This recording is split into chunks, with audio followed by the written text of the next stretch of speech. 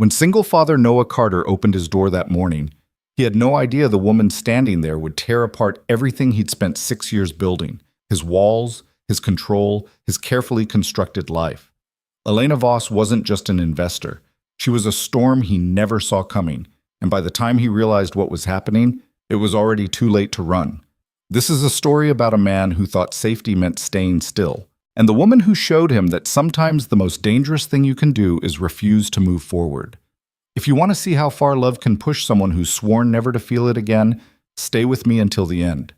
Hit that like button and drop a comment with your city so I can see how far this story travels. Noah Carter had exactly 14 minutes before Lily woke up.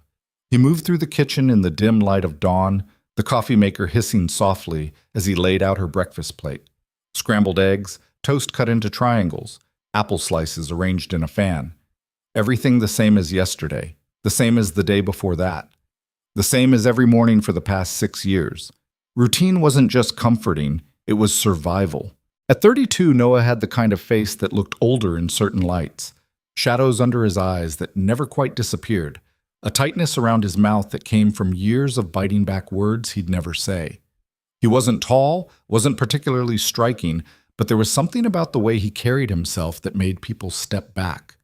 A quiet intensity. The look of someone who'd already survived the worst thing that could happen and wasn't interested in testing fate again. The apartment was small but meticulously kept. No clutter, no chaos. Books on the shelf organized by height. Lily's toys in labeled bins.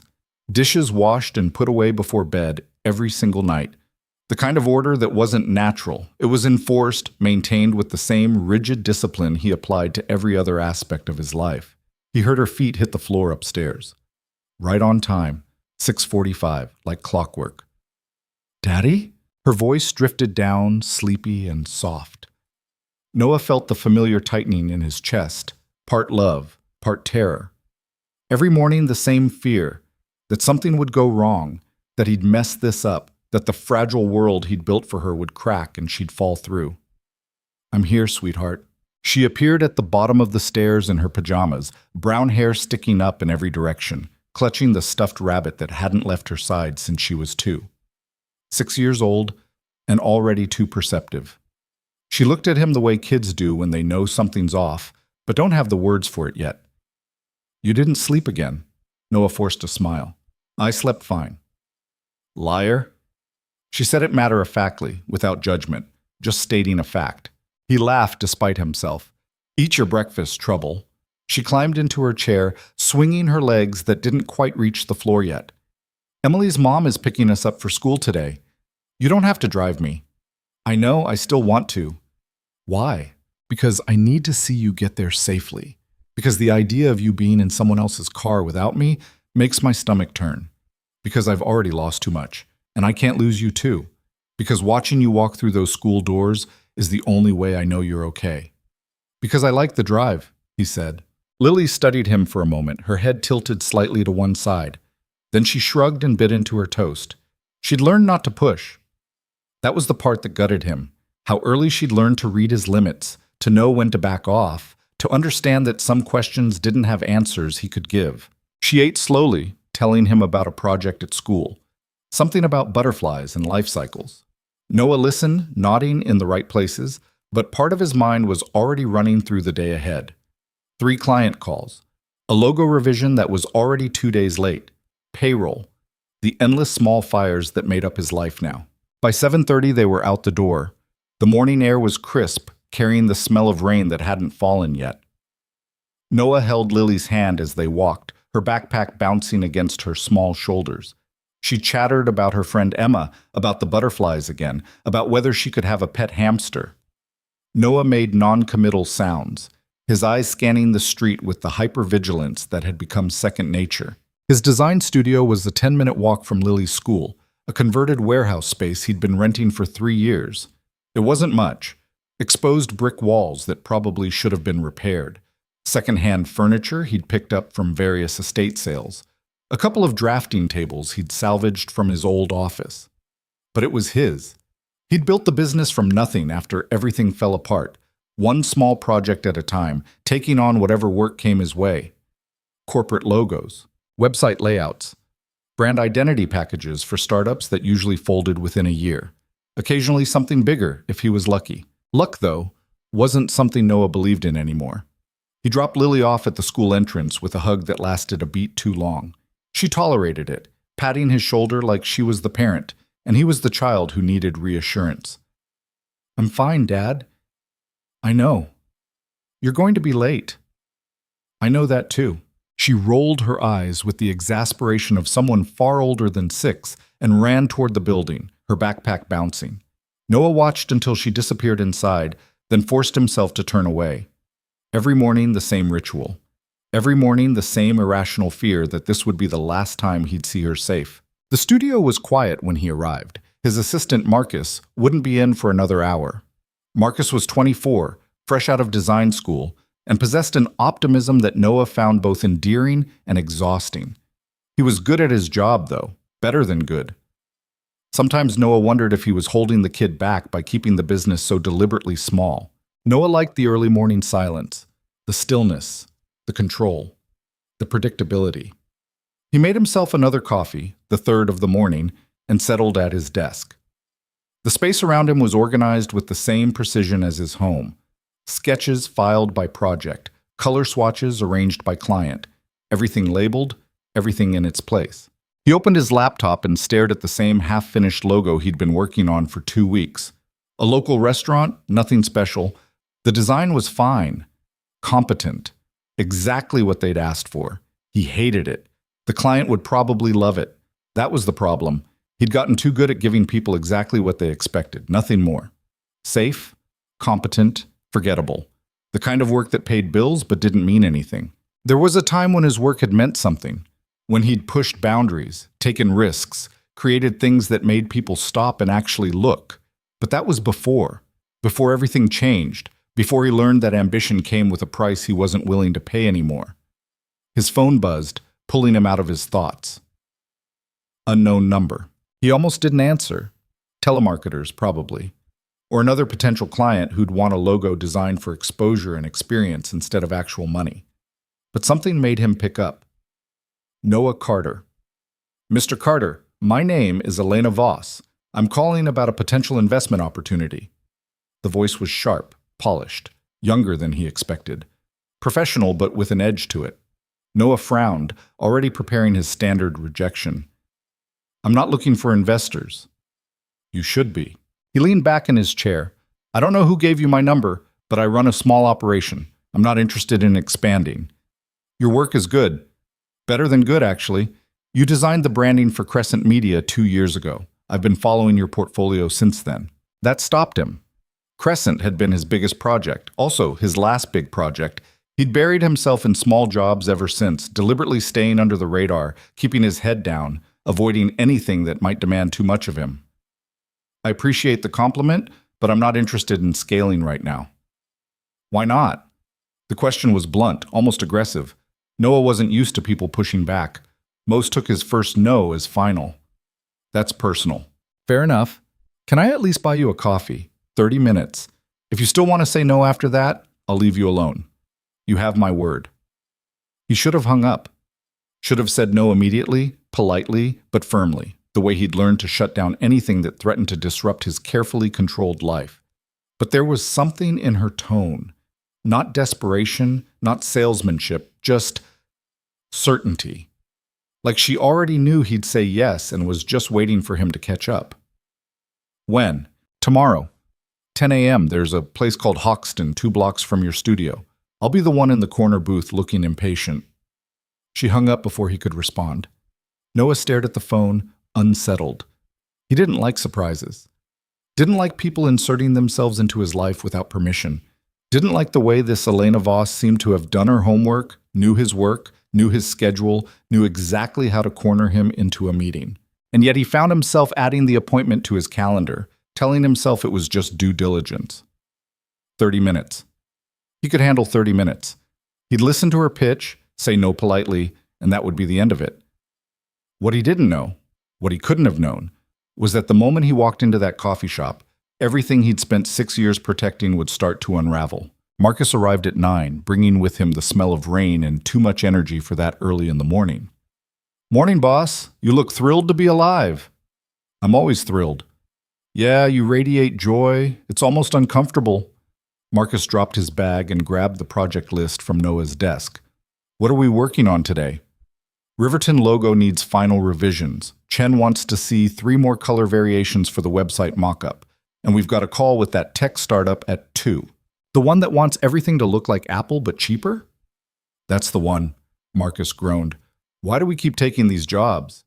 Because they pay the bills, because they're safe, because they don't require me to care too much. Because we're professionals, Noah said.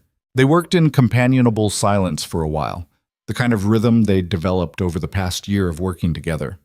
Marcus was good at reading Noah's moods, knowing when to talk and when to leave him alone. It was one of the reasons Noah had hired him, despite his initial reluctance to bring anyone else into the business. At 10:30, Marcus looked up from his screen. You've got that thing, right? Noah had forgotten, or tried to. What thing? Don't play dumb. You put it in the shared calendar, coffee meeting, 10 a.m. Marcus checked his watch. You're late, by the way. I changed my mind. About? Going? Marcus raised an eyebrow. Is this a client? Potential investor. And you're blowing them off? I'm not interested in what they're offering. Have you heard what they're offering? Noah didn't answer. Marcus shook his head. You know what your problem is? I have a feeling you're about to tell me. You're scared of anything that might actually be good for you. Noah shot him a look. That's not true. Really? When's the last time you took a risk? When's the last time you said yes to something that wasn't completely safe and predictable? I have a daughter. I can't afford to take risks. That's an excuse, and you know it.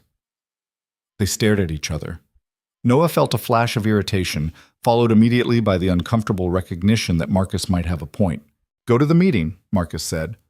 Worst case, you waste 30 minutes. Best case, maybe something good happens. I don't believe in best case scenarios. I know, that's the problem. Noah stood up, grabbing his jacket more out of irritation than conviction. Fine, I'll go, but when this turns out to be a waste of time, I'm blaming you. Fair enough. The walk to Hoxton took less than 5 minutes. Noah could have made it in 3, but he deliberately slowed his pace, still half hoping he'd be late enough that Elena Voss would have already left. No such luck. When he pushed through the door at 10:45, she was still there. Only she wasn't in the corner booth. She was at the counter, arguing with the barista about oat milk. I'm not saying you're wrong. I'm saying the sign outside specifically says you have it. We're out. The barista looked like he'd had this conversation before. Then the sign is misleading. Lady, it's 8 in the morning. It's almost 11, and you've already run out of oat milk. That's a supply chain problem. Noah stood in the doorway, momentarily frozen. This was not what he'd expected. The voice on the phone had conjured an image of someone older, more corporate, someone in a power suit with immaculate makeup and a briefcase full of contracts. The woman in front of him looked barely past 25, wearing jeans and a blazer that didn't quite match, dark hair pulled into a messy bun that was already coming loose, gesturing with the intensity of someone who took coffee very seriously. She turned and saw him. Her expression didn't change, but something in her eyes sharpened with recognition. Noah Carter? Yeah. You're late. You said 10. It's 10:45. I said 10. It's now 11. A flicker of a smile. But I appreciate the honesty about the time. Most people would have made an excuse. I don't make excuses. I like that. She grabbed her coffee, black, no oat milk, and nodded toward a table by the window. Noah followed, feeling oddly off balance. This wasn't how these meetings usually went. Then again, he hadn't taken a meeting like this in years. Elena sat down and got straight to the point. No small talk, no warm-up. You're wasting your talent. Noah blinked. Excuse me? Your portfolio. It's good, really good, but you're playing it safe. Small clients, low stakes, nothing that challenges you. Why? Maybe I like small clients. Bullshit. He stiffened. You don't know me. I know your work. I know that 2 years ago you were on track to build something significant, and then you just stopped, pulled back, started taking smaller and smaller projects. So either you lost your ambition or something happened that made you afraid to reach for it again. Noah's jaw tightened. This conversation is over. He started to stand. Elena didn't move, didn't react. just sat there with that same calm certainty. I'm not trying to insult you. I'm trying to figure out if you're worth investing in. I already told you I'm not interested. And I don't believe you. Noah sat back down, more out of disbelief than anything else. Nobody talked to him like this. Nobody pushed back this hard. It was infuriating. It was also strangely refreshing. What exactly do you want? I want to back your studio. Real money. Enough to take on bigger projects, hire a proper team, expand your client base, actually grow this thing into what it could be. In exchange, I take a minority stake and a seat at the table. You keep creative control. You keep final say on every project, but you stop hiding. I'm not hiding. Yes, you are. And it's killing your business. The words landed harder than they should have. Noah felt exposed, like she'd somehow seen through every defense he'd carefully constructed. I don't need a partner. Maybe not. But you do need a push. Otherwise, you're going to spend the next 10 years doing the same safe work, telling yourself it's enough. Convincing yourself that staying small means staying protected, and wondering why you wake up every morning feeling like something's missing. Her words struck at something deep inside him, something he'd been trying not to look at for 6 years. You don't know anything about my life. Then tell me. No. Why not? Because it's none of your business. Elena leaned back, studying him with those sharp, assessing eyes. You're scared. I'm careful. Same thing, different words. They're not the same, aren't they? Being careful means protecting what you have. Being scared means you're so busy protecting it that you forget to actually live. Noah stood up for real this time, his chair scraping against the floor. Thanks for the coffee. I didn't buy you coffee. You didn't order any. Thanks for the conversation then. I'll send you the proposal anyway. Don't bother. I'm going to. You'll read it. You won't respond, but you'll read it, and you'll think about it, and eventually you'll realize I'm right. Her confidence was astounding, maddening. You're very sure of yourself. I'm good at reading people, and you're easier to read than you think. Noah walked out before she could say anything else, his heart pounding harder than it should have been. He didn't look back, didn't let himself. But he could feel her eyes on him all the way to the door, and even after he was outside, breathing in the cold air, he couldn't shake the feeling that something fundamental had just shifted. Marcus looked up when Noah returned to the studio. How'd it go? Terrible. So you're thinking about it. I'm not. You absolutely are. You've got that look. What look?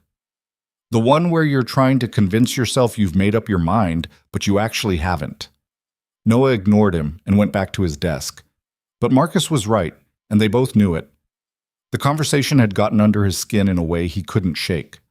The proposal arrived in his inbox 2 hours later, subject line, "What you're really worth." Noah stared at it for a full minute before opening the file. 23 pages. Financial projections, market analysis, a detailed roadmap for growth over the next 3 years. It was thorough, professional, aggressive in all the right ways, and completely terrifying, because it was exactly what he'd wanted 6 years ago, before everything fell apart. The chance to build something real, to stop playing small, to create work that actually mattered instead of just paying bills. He closed the laptop and sat in the dark of his office, feeling the weight of it pressing down on his chest. That evening, after picking up Lily from school and making dinner and helping with homework and going through their nighttime routine, bath, teeth, story, lights out, Noah found himself sitting alone in his living room with Elena's proposal open on his laptop again. The numbers were good, better than good. She was offering him funding that would let him hire 3 additional designers, upgrade their equipment, take on projects he'd never be able to handle with his current setup. There was a detailed client acquisition strategy, a branding overhaul for the studio itself, even a suggested timeline for opening a second location within 2 years. It was everything he would have jumped at once upon a time. Now it just felt like exposure, risk, the possibility of loss. He thought about what she'd said. Being scared means you're so busy protecting what you have that you forget to actually live. Was that what he was doing? Just protecting, just surviving? His phone rang. Lily's school. His stomach dropped immediately, that automatic terror that came with unexpected calls. Mr. Carter, this is Principal Morrison. Nothing to worry about, but Lily had a little incident at recess today. What kind of incident? She got into an argument with another student. It got a bit heated. We'd like you to come in tomorrow to discuss it. After he hung up, Noah sat there feeling the familiar weight of single parenthood settle over him again. Every decision mattered. Every choice could have consequences. There was no room for error, no margin for mistakes. How could he possibly take on more risk when he was already stretched this thin? The next morning, he went to Lily's school early. Principal Morrison was sympathetic but firm. Lily's a good kid. We all know that. But lately she seems tense, anxious. The counselor thinks she might be picking up on stress at home. Noah felt that like a physical blow. I don't bring my stress home. Kids are perceptive, Mr. Carter. Sometimes they feel things we think we're hiding. He left the meeting feeling hollowed out. Was he doing this to her? Making her anxious by being anxious himself? Limiting her world by limiting his own? The questions followed him through the day, through client calls and design revisions and the endless small tasks that filled his hours. Marcus noticed, he always noticed, but had the good sense not to comment. At 4:30, Elena walked into the studio. No warning, no appointment. She just appeared, looking around with that same sharp curiosity she'd had at the coffee shop. Marcus looked up from his desk, eyebrows raised. "Can I help you?" "I'm here to see Noah." Noah came out of his office, more surprised than he wanted to admit. "What are you doing here?" "You didn't respond to my email." "I didn't think I needed to." "That's rude." "So is showing up unannounced?" Elena smiled. It wasn't a warm smile. It was the smile of someone who knew exactly what they were doing and didn't apologize for it. "I figured if you weren't going to come to me, I'd come to you. Can we talk?" 5 minutes. Noah glanced at Marcus, who was watching the exchange with barely concealed amusement, then back at Elena. "Fine. 5 minutes." They went into his office.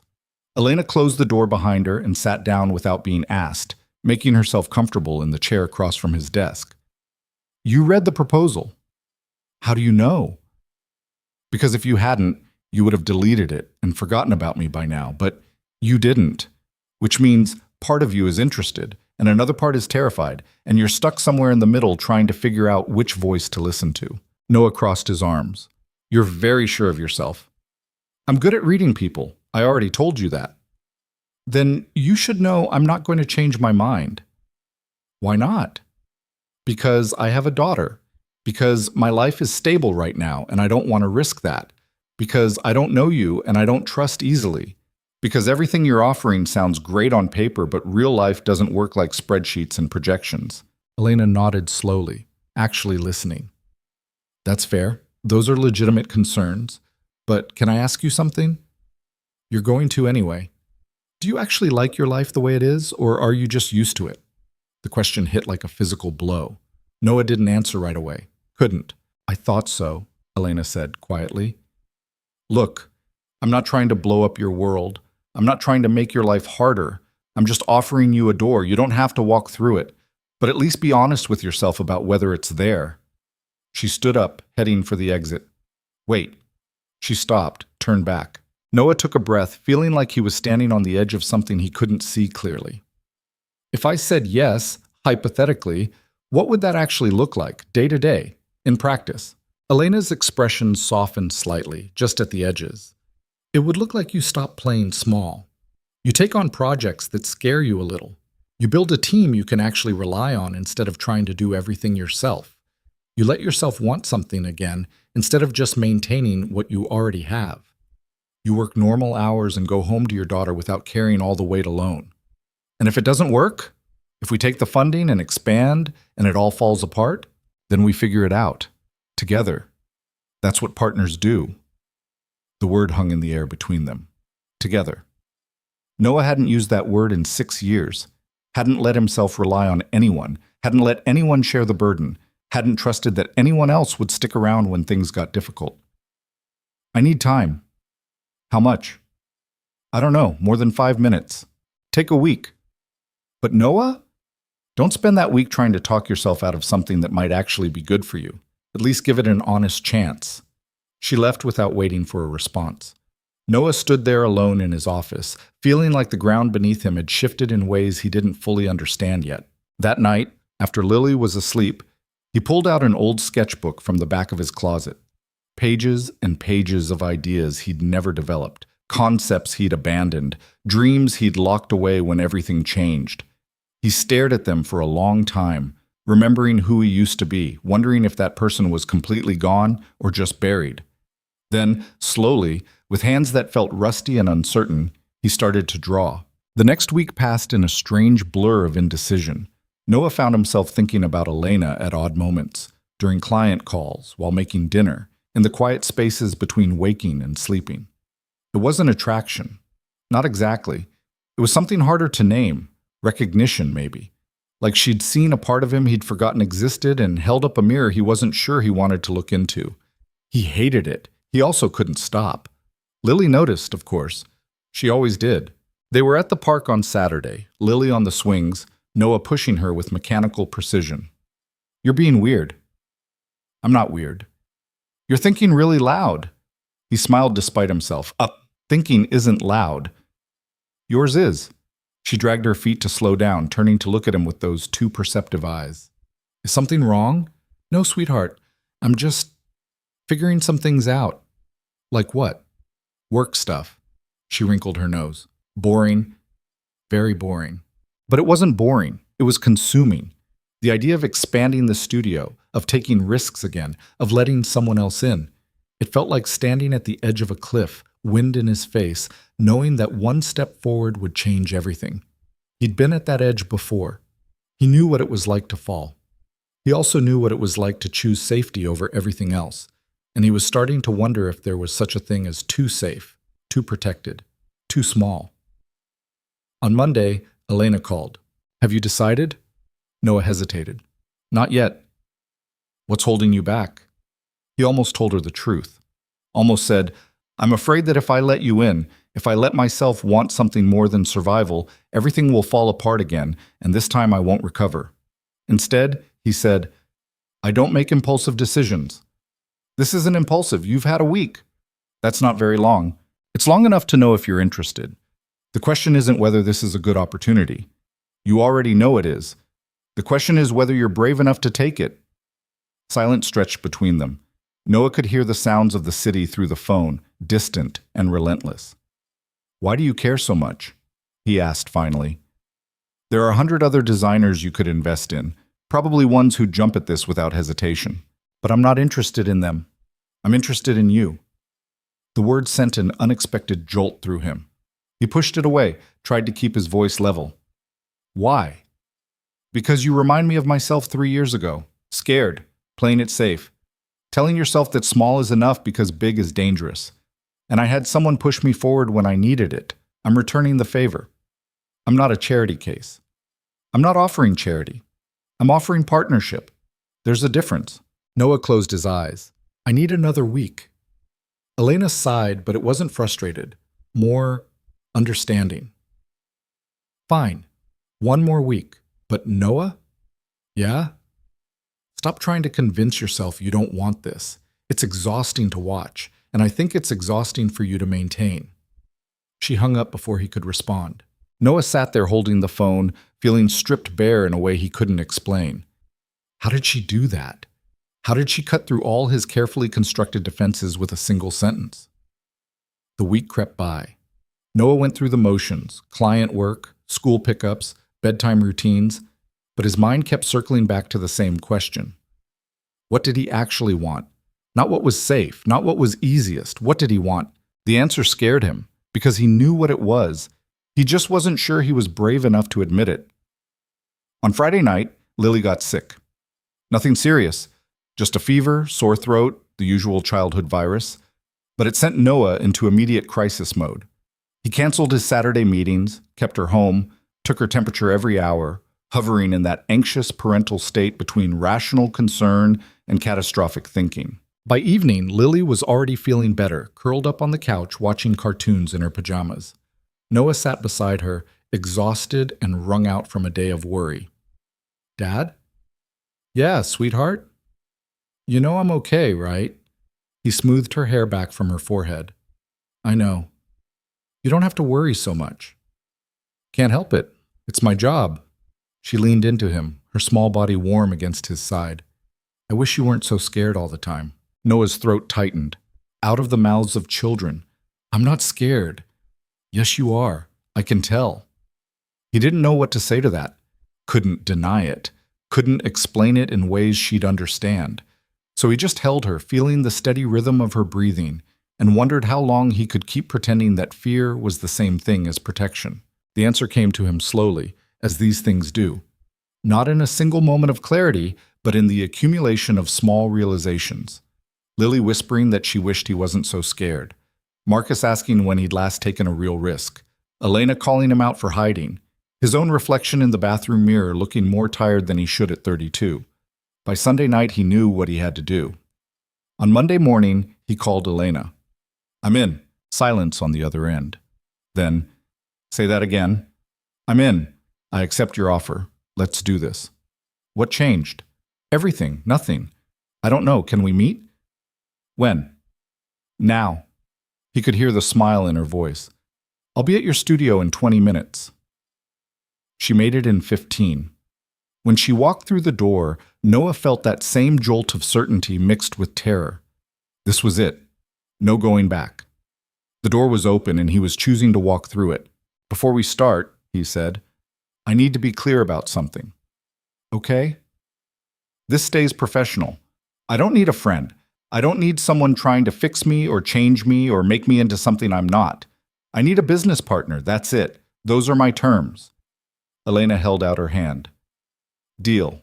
They shook. Her grip was firm, steady, and Noah felt the shift immediately. Like signing a contract that meant more than the words on paper, like stepping off solid ground and trusting that there'd be something to catch him. When do we start? He asked. Right now. I've already drafted the contracts. Marcus can witness the signatures. Of course she had the contracts ready.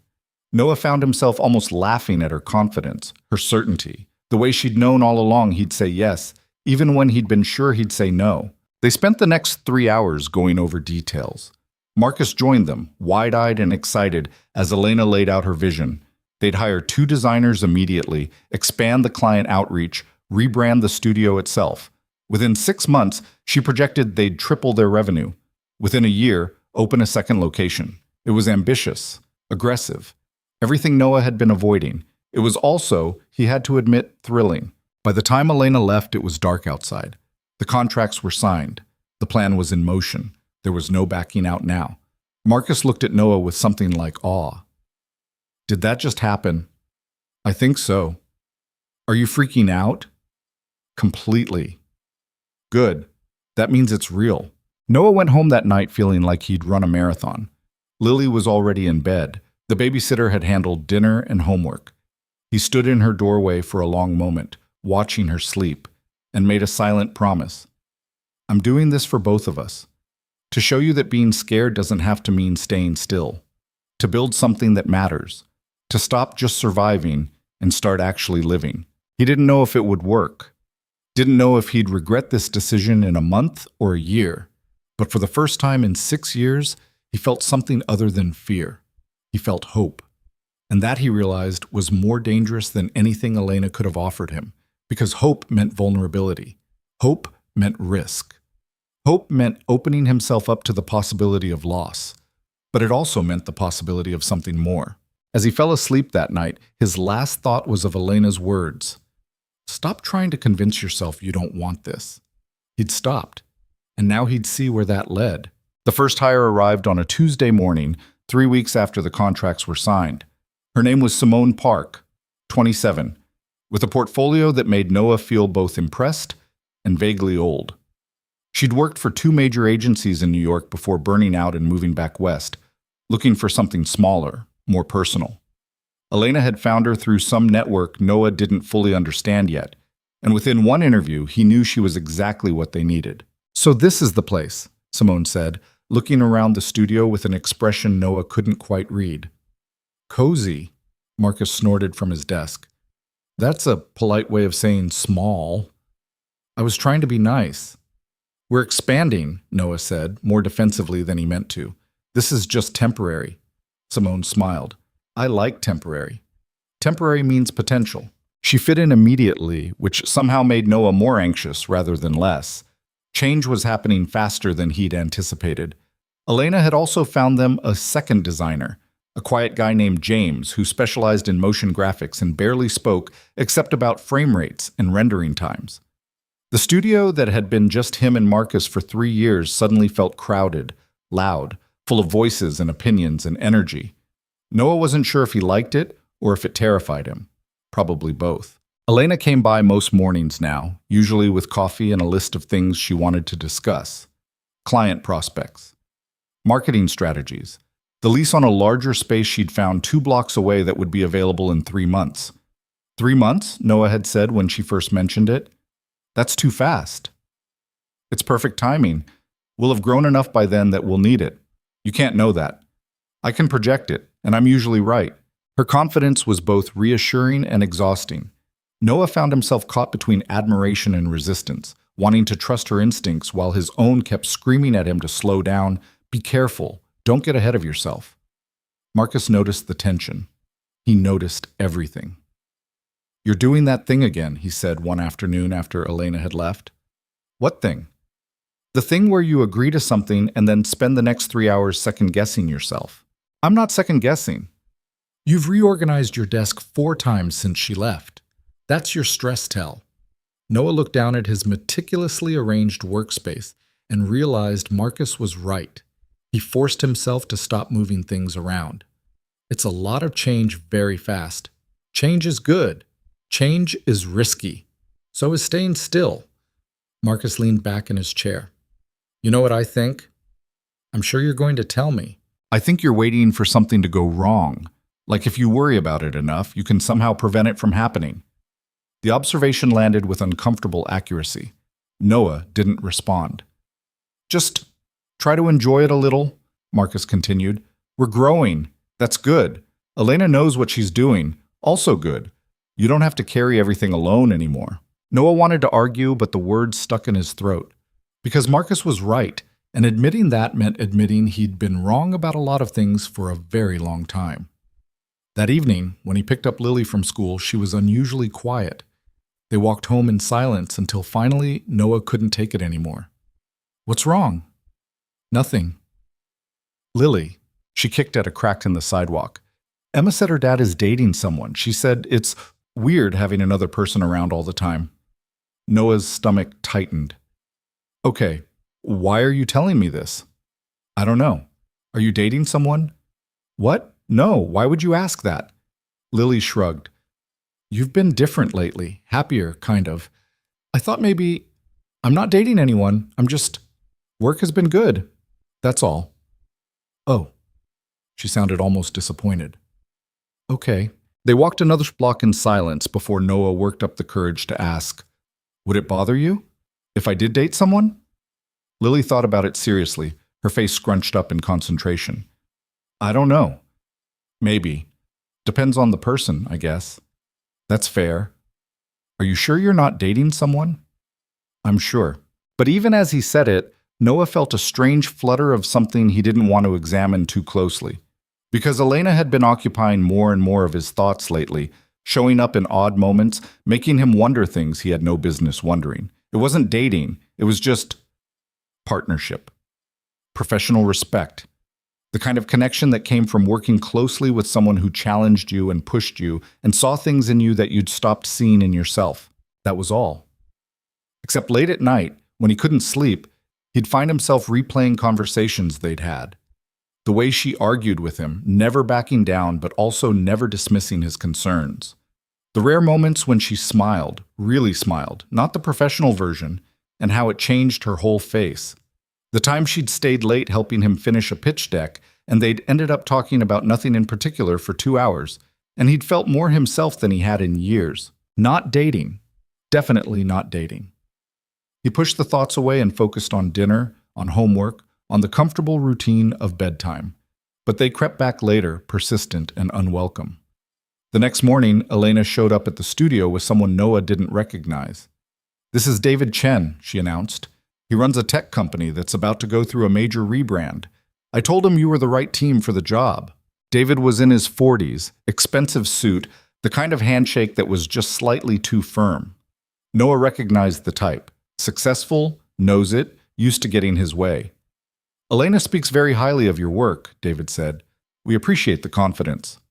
I'll need to see a proposal by Friday. We're on a tight timeline. Noah blinked. This Friday? That's 3 days. Is that a problem? Yes, absolutely yes.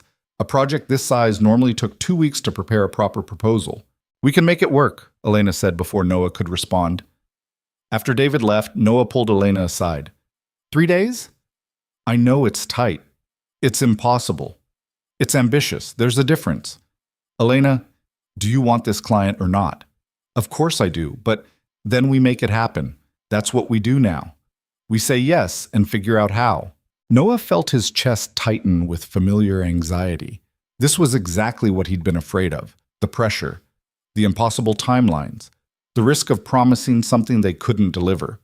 But when he looked at Elena, she didn't seem worried. She seemed energized. Trust me, she said. Those 2 words again, the same ones that had started all of this. Okay, he heard himself say. Okay, we'll make it work. The next 3 days were brutal. The team worked late every night, subsisting on coffee and takeout, throwing around ideas and scrapping them and starting over. Simone turned out to be brilliant under pressure, generating concepts faster than Noah could evaluate them. James created mock-ups that made even their rough ideas look polished. Marcus kept everyone organized and caffeinated and occasionally sane. And Elena was everywhere, pushing them forward, asking the questions that made them think deeper, never accepting good enough when they could do better. Noah barely slept, barely saw Lily except for rushed breakfast before school. The babysitter handled dinner 3 nights in a row while Noah stayed at the studio until midnight, tweaking layouts and refining concepts and second-guessing every decision. On Thursday night, with less than 12 hours until the presentation, Noah hit a wall. This isn't working, he said, staring at the proposal on his screen. Elena looked up from her laptop. What's not working? All of it, the whole concept. It's too safe. It's exactly what every other agency would pitch him. So change it. We don't have time. We have, she checked her watch, 11 hours. That's plenty of time. To start over from scratch? To make it better. Come on, what's the real problem? Noah rubbed his face, exhausted. I don't know. It just feels flat. Like we're trying too hard to give him what we think he wants instead of showing him what he actually needs. Elena came around the desk to look at his screen.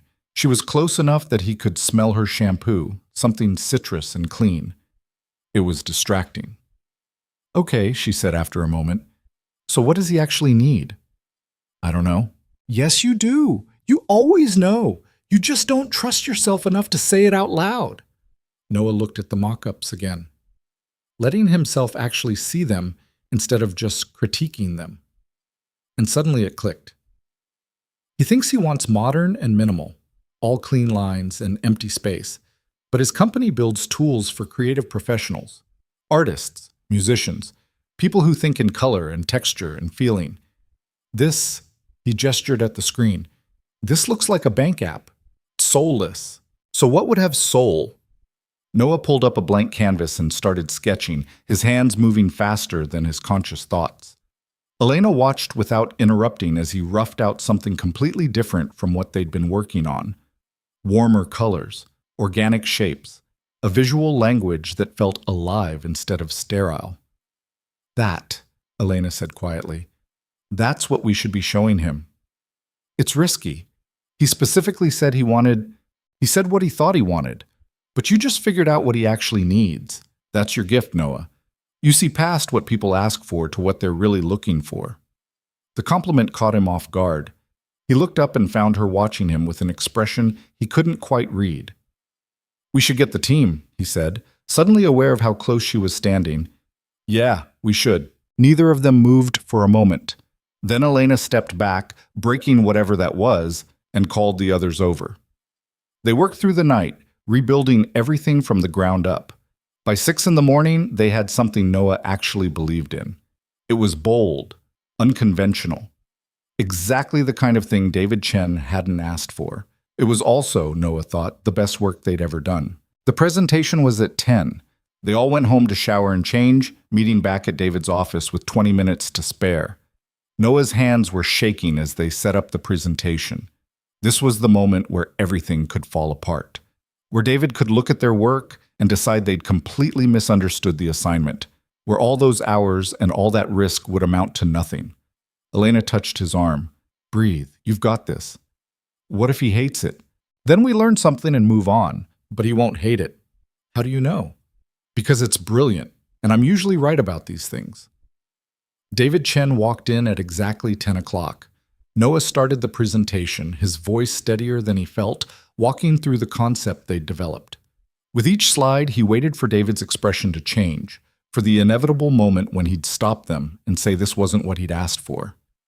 It didn't come. Instead, David leaned forward in his chair, studying each mock-up with increasing interest. When Noah finished, there was a long silence. This isn't what I asked for, David said finally. Noah's stomach dropped. I know, but if you'll let me explain, it's better. Noah stopped mid-sentence. What? It's better than what I asked for. This, David gestured at the screen. This actually gets what we're about. I've had 5 agencies pitch me in the last month, and they all gave me variations of the same sterile tech company aesthetic. This is the first one that feels like it understands we're building tools for humans, not algorithms. Noah felt Elena's hand on his back, a brief touch of reassurance. When can you start? David asked. The contract was bigger than anything Noah had handled in 6 years. The timeline was aggressive but manageable. The creative freedom was more than he'd dared hope for. Walking out of that meeting, Noah felt like he was floating. We did it, Simone said, grinning. You did it, Marcus corrected, looking at Noah. That presentation was incredible. It was a team effort.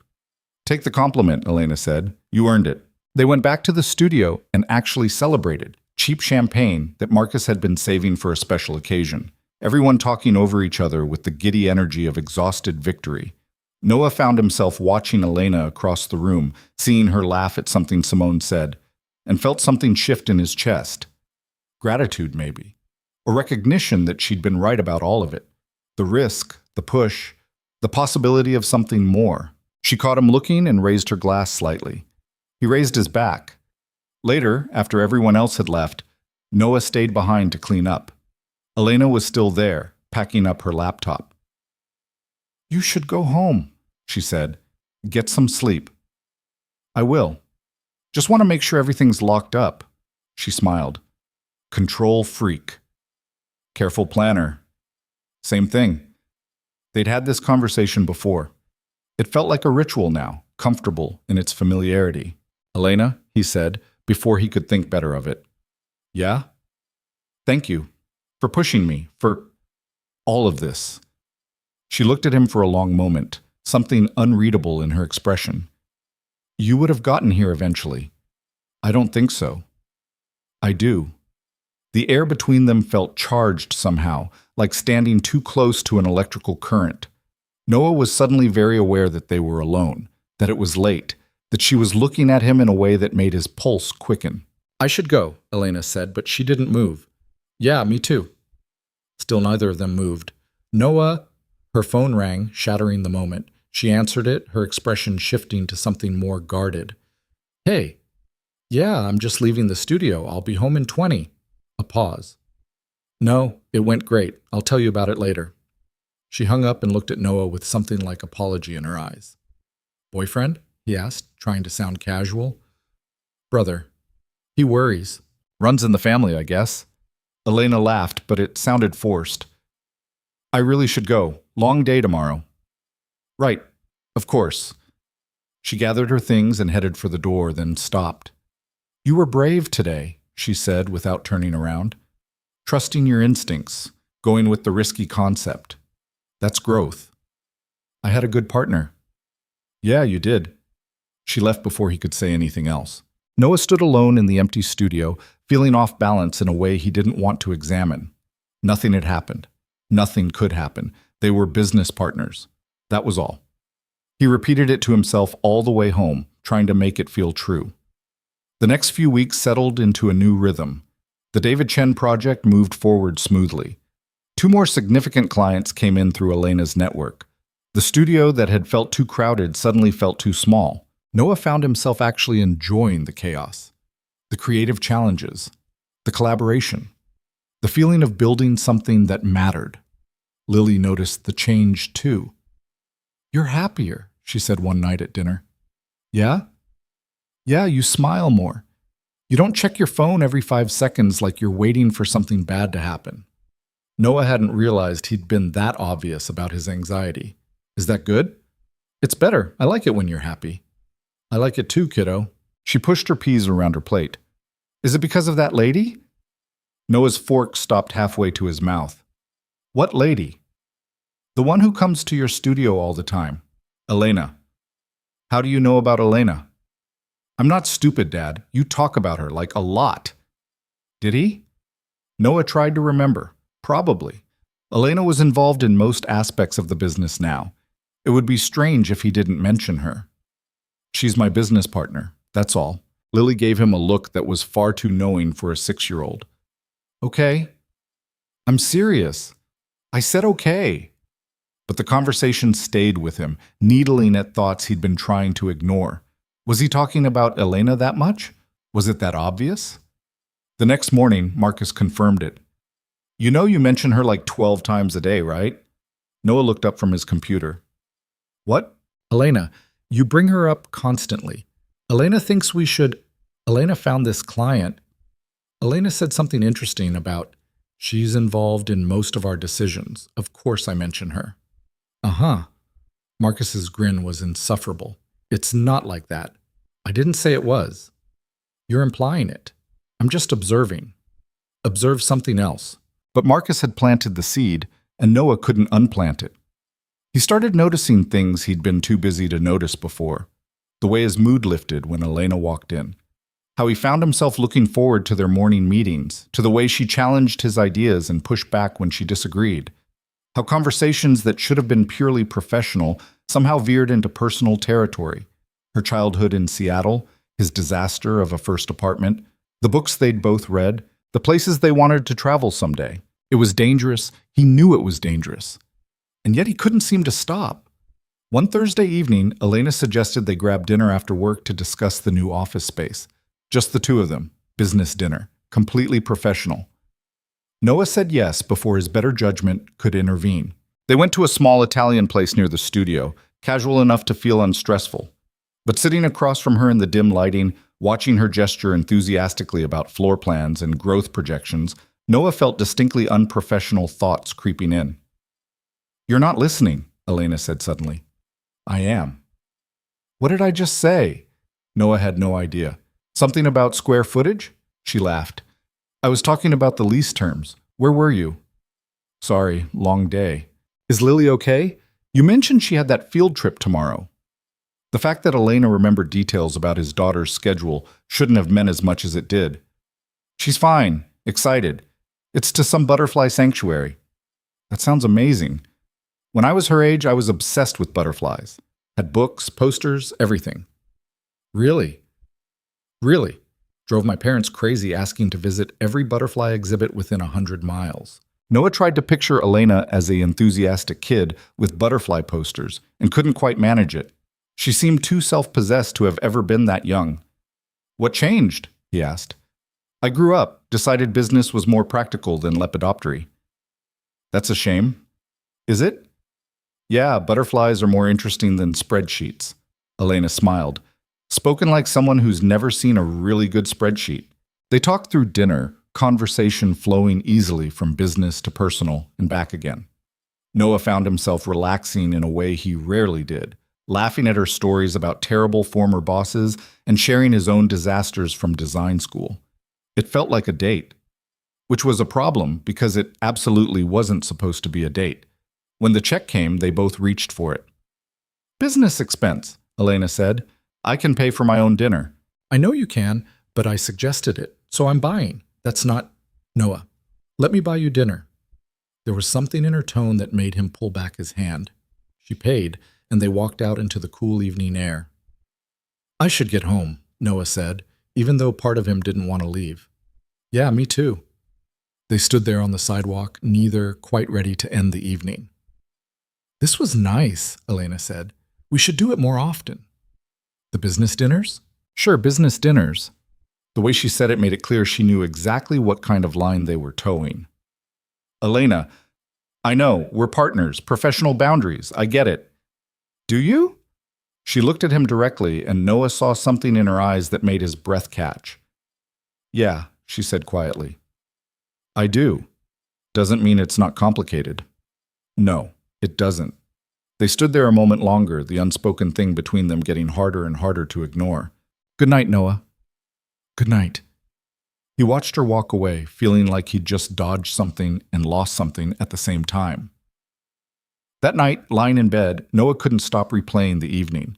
The easy conversation, the way she'd smiled at him. That moment on the sidewalk when everything had felt balanced on a knife's edge. He couldn't do this.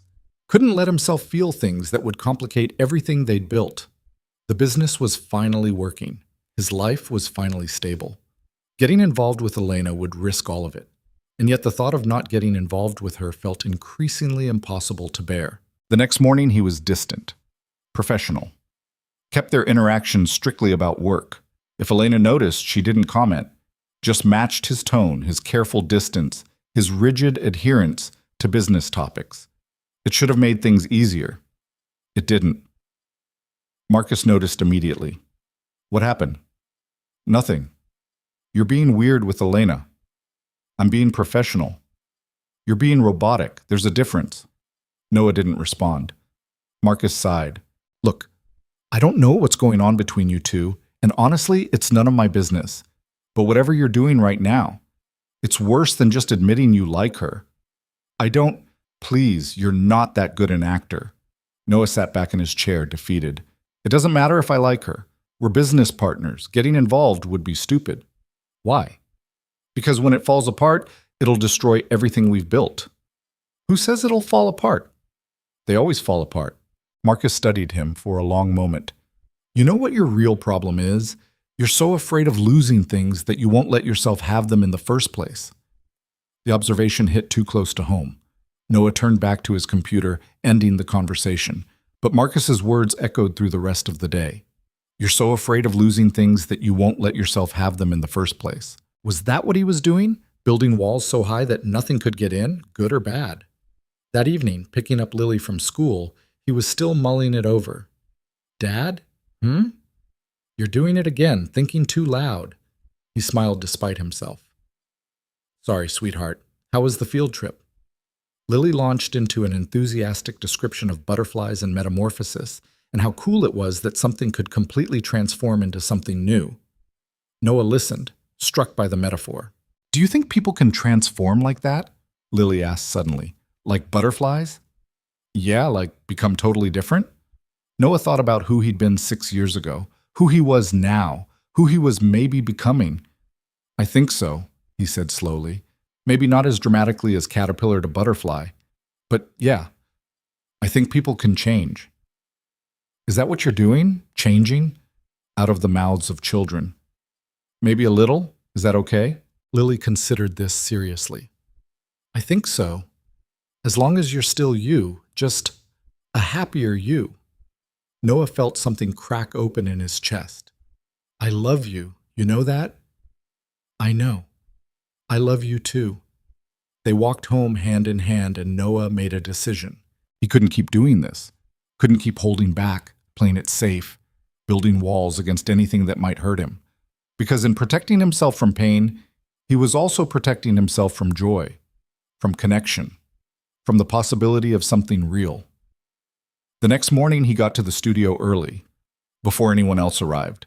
And when Elena walked through the door at 8:30, he was waiting. We need to talk, he said. Elena set down her bag slowly. Okay, about what's happening between us. Noah, let me finish, please. She nodded, waiting. I've been trying to convince myself this is just business, that what I feel is just professional respect or gratitude or partnership, but it's not. And I think you know that. Elena's expression was carefully neutral. What are you saying? I'm saying I like you, more than a partner. More than I should, probably. and I've been trying to ignore it because I'm scared of risking the business, of screwing things up, of losing what we've built. But I'm starting to think that being scared isn't a good enough reason to pretend this isn't happening. Silence stretched between them. Noah's heart was pounding so hard he could hear it.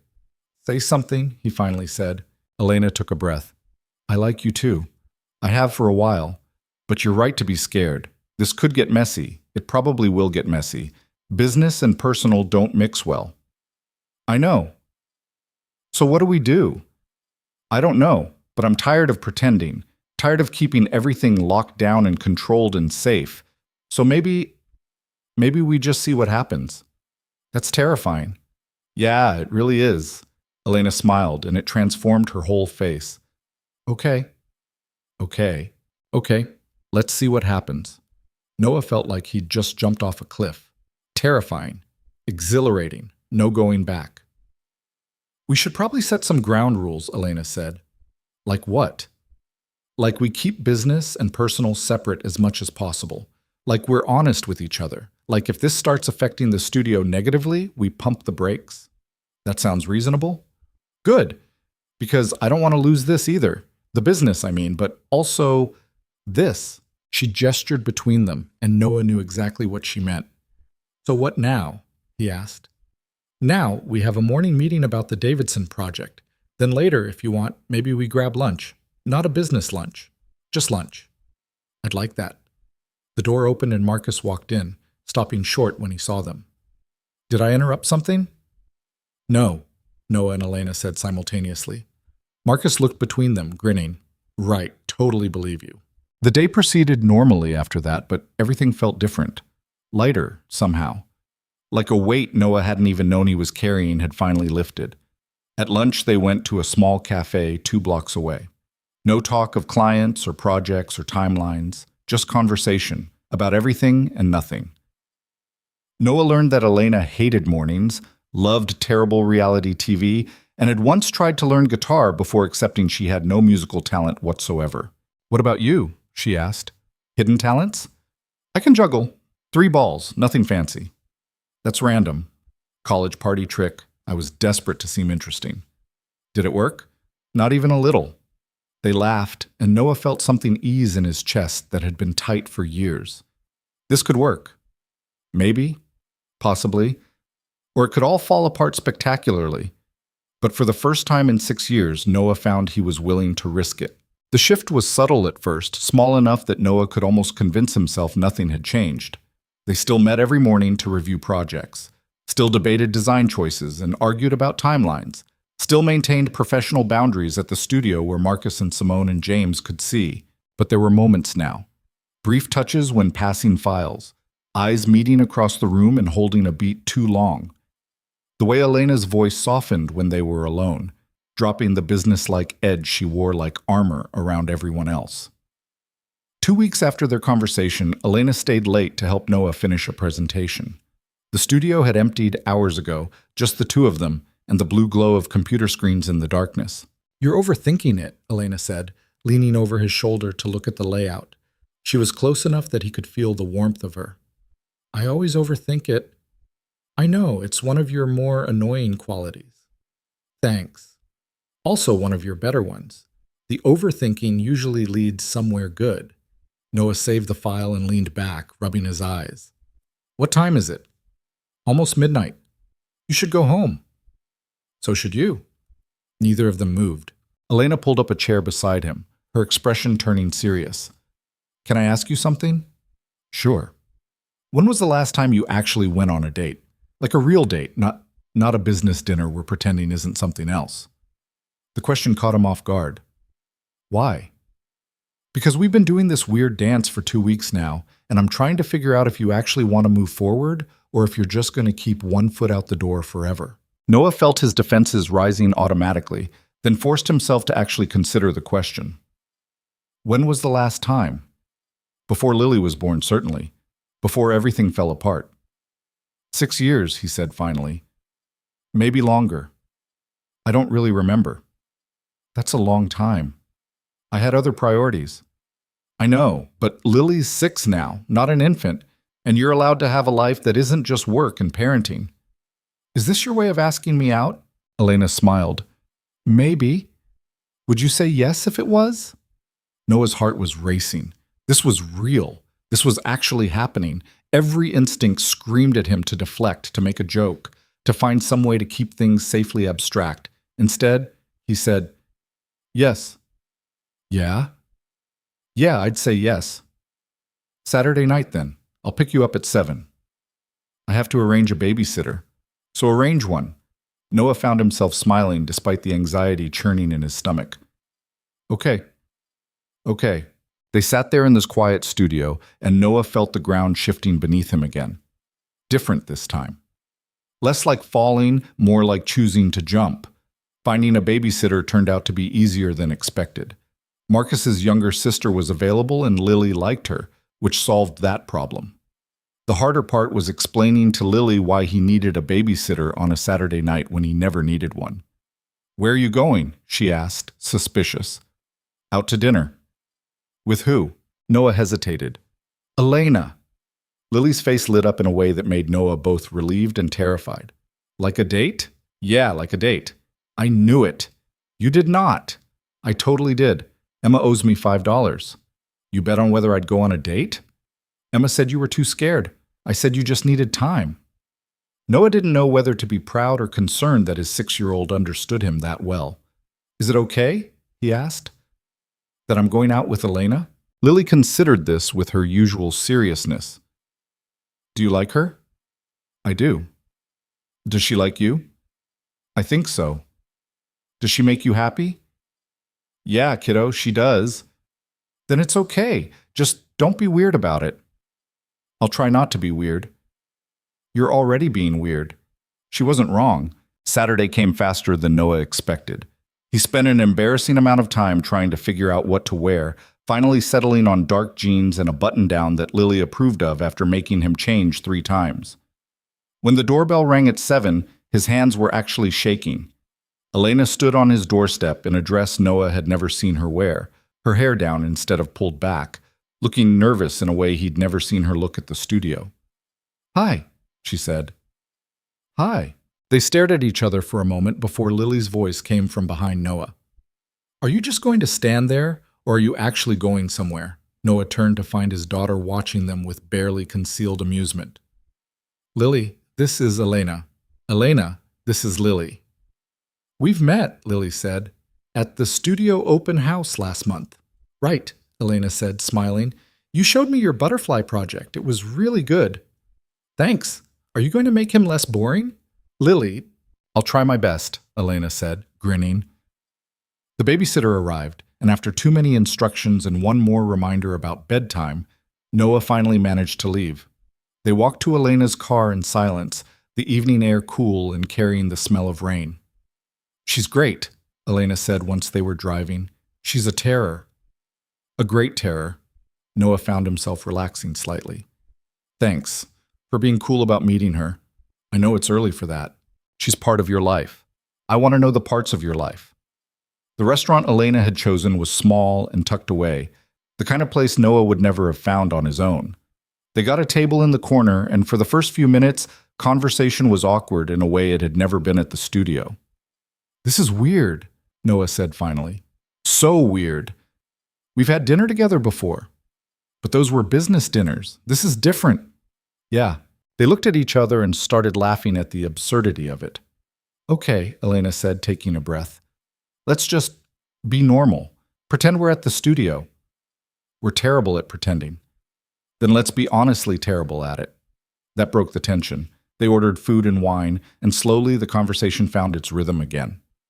Not business talk. Not quite personal history either. Something in between.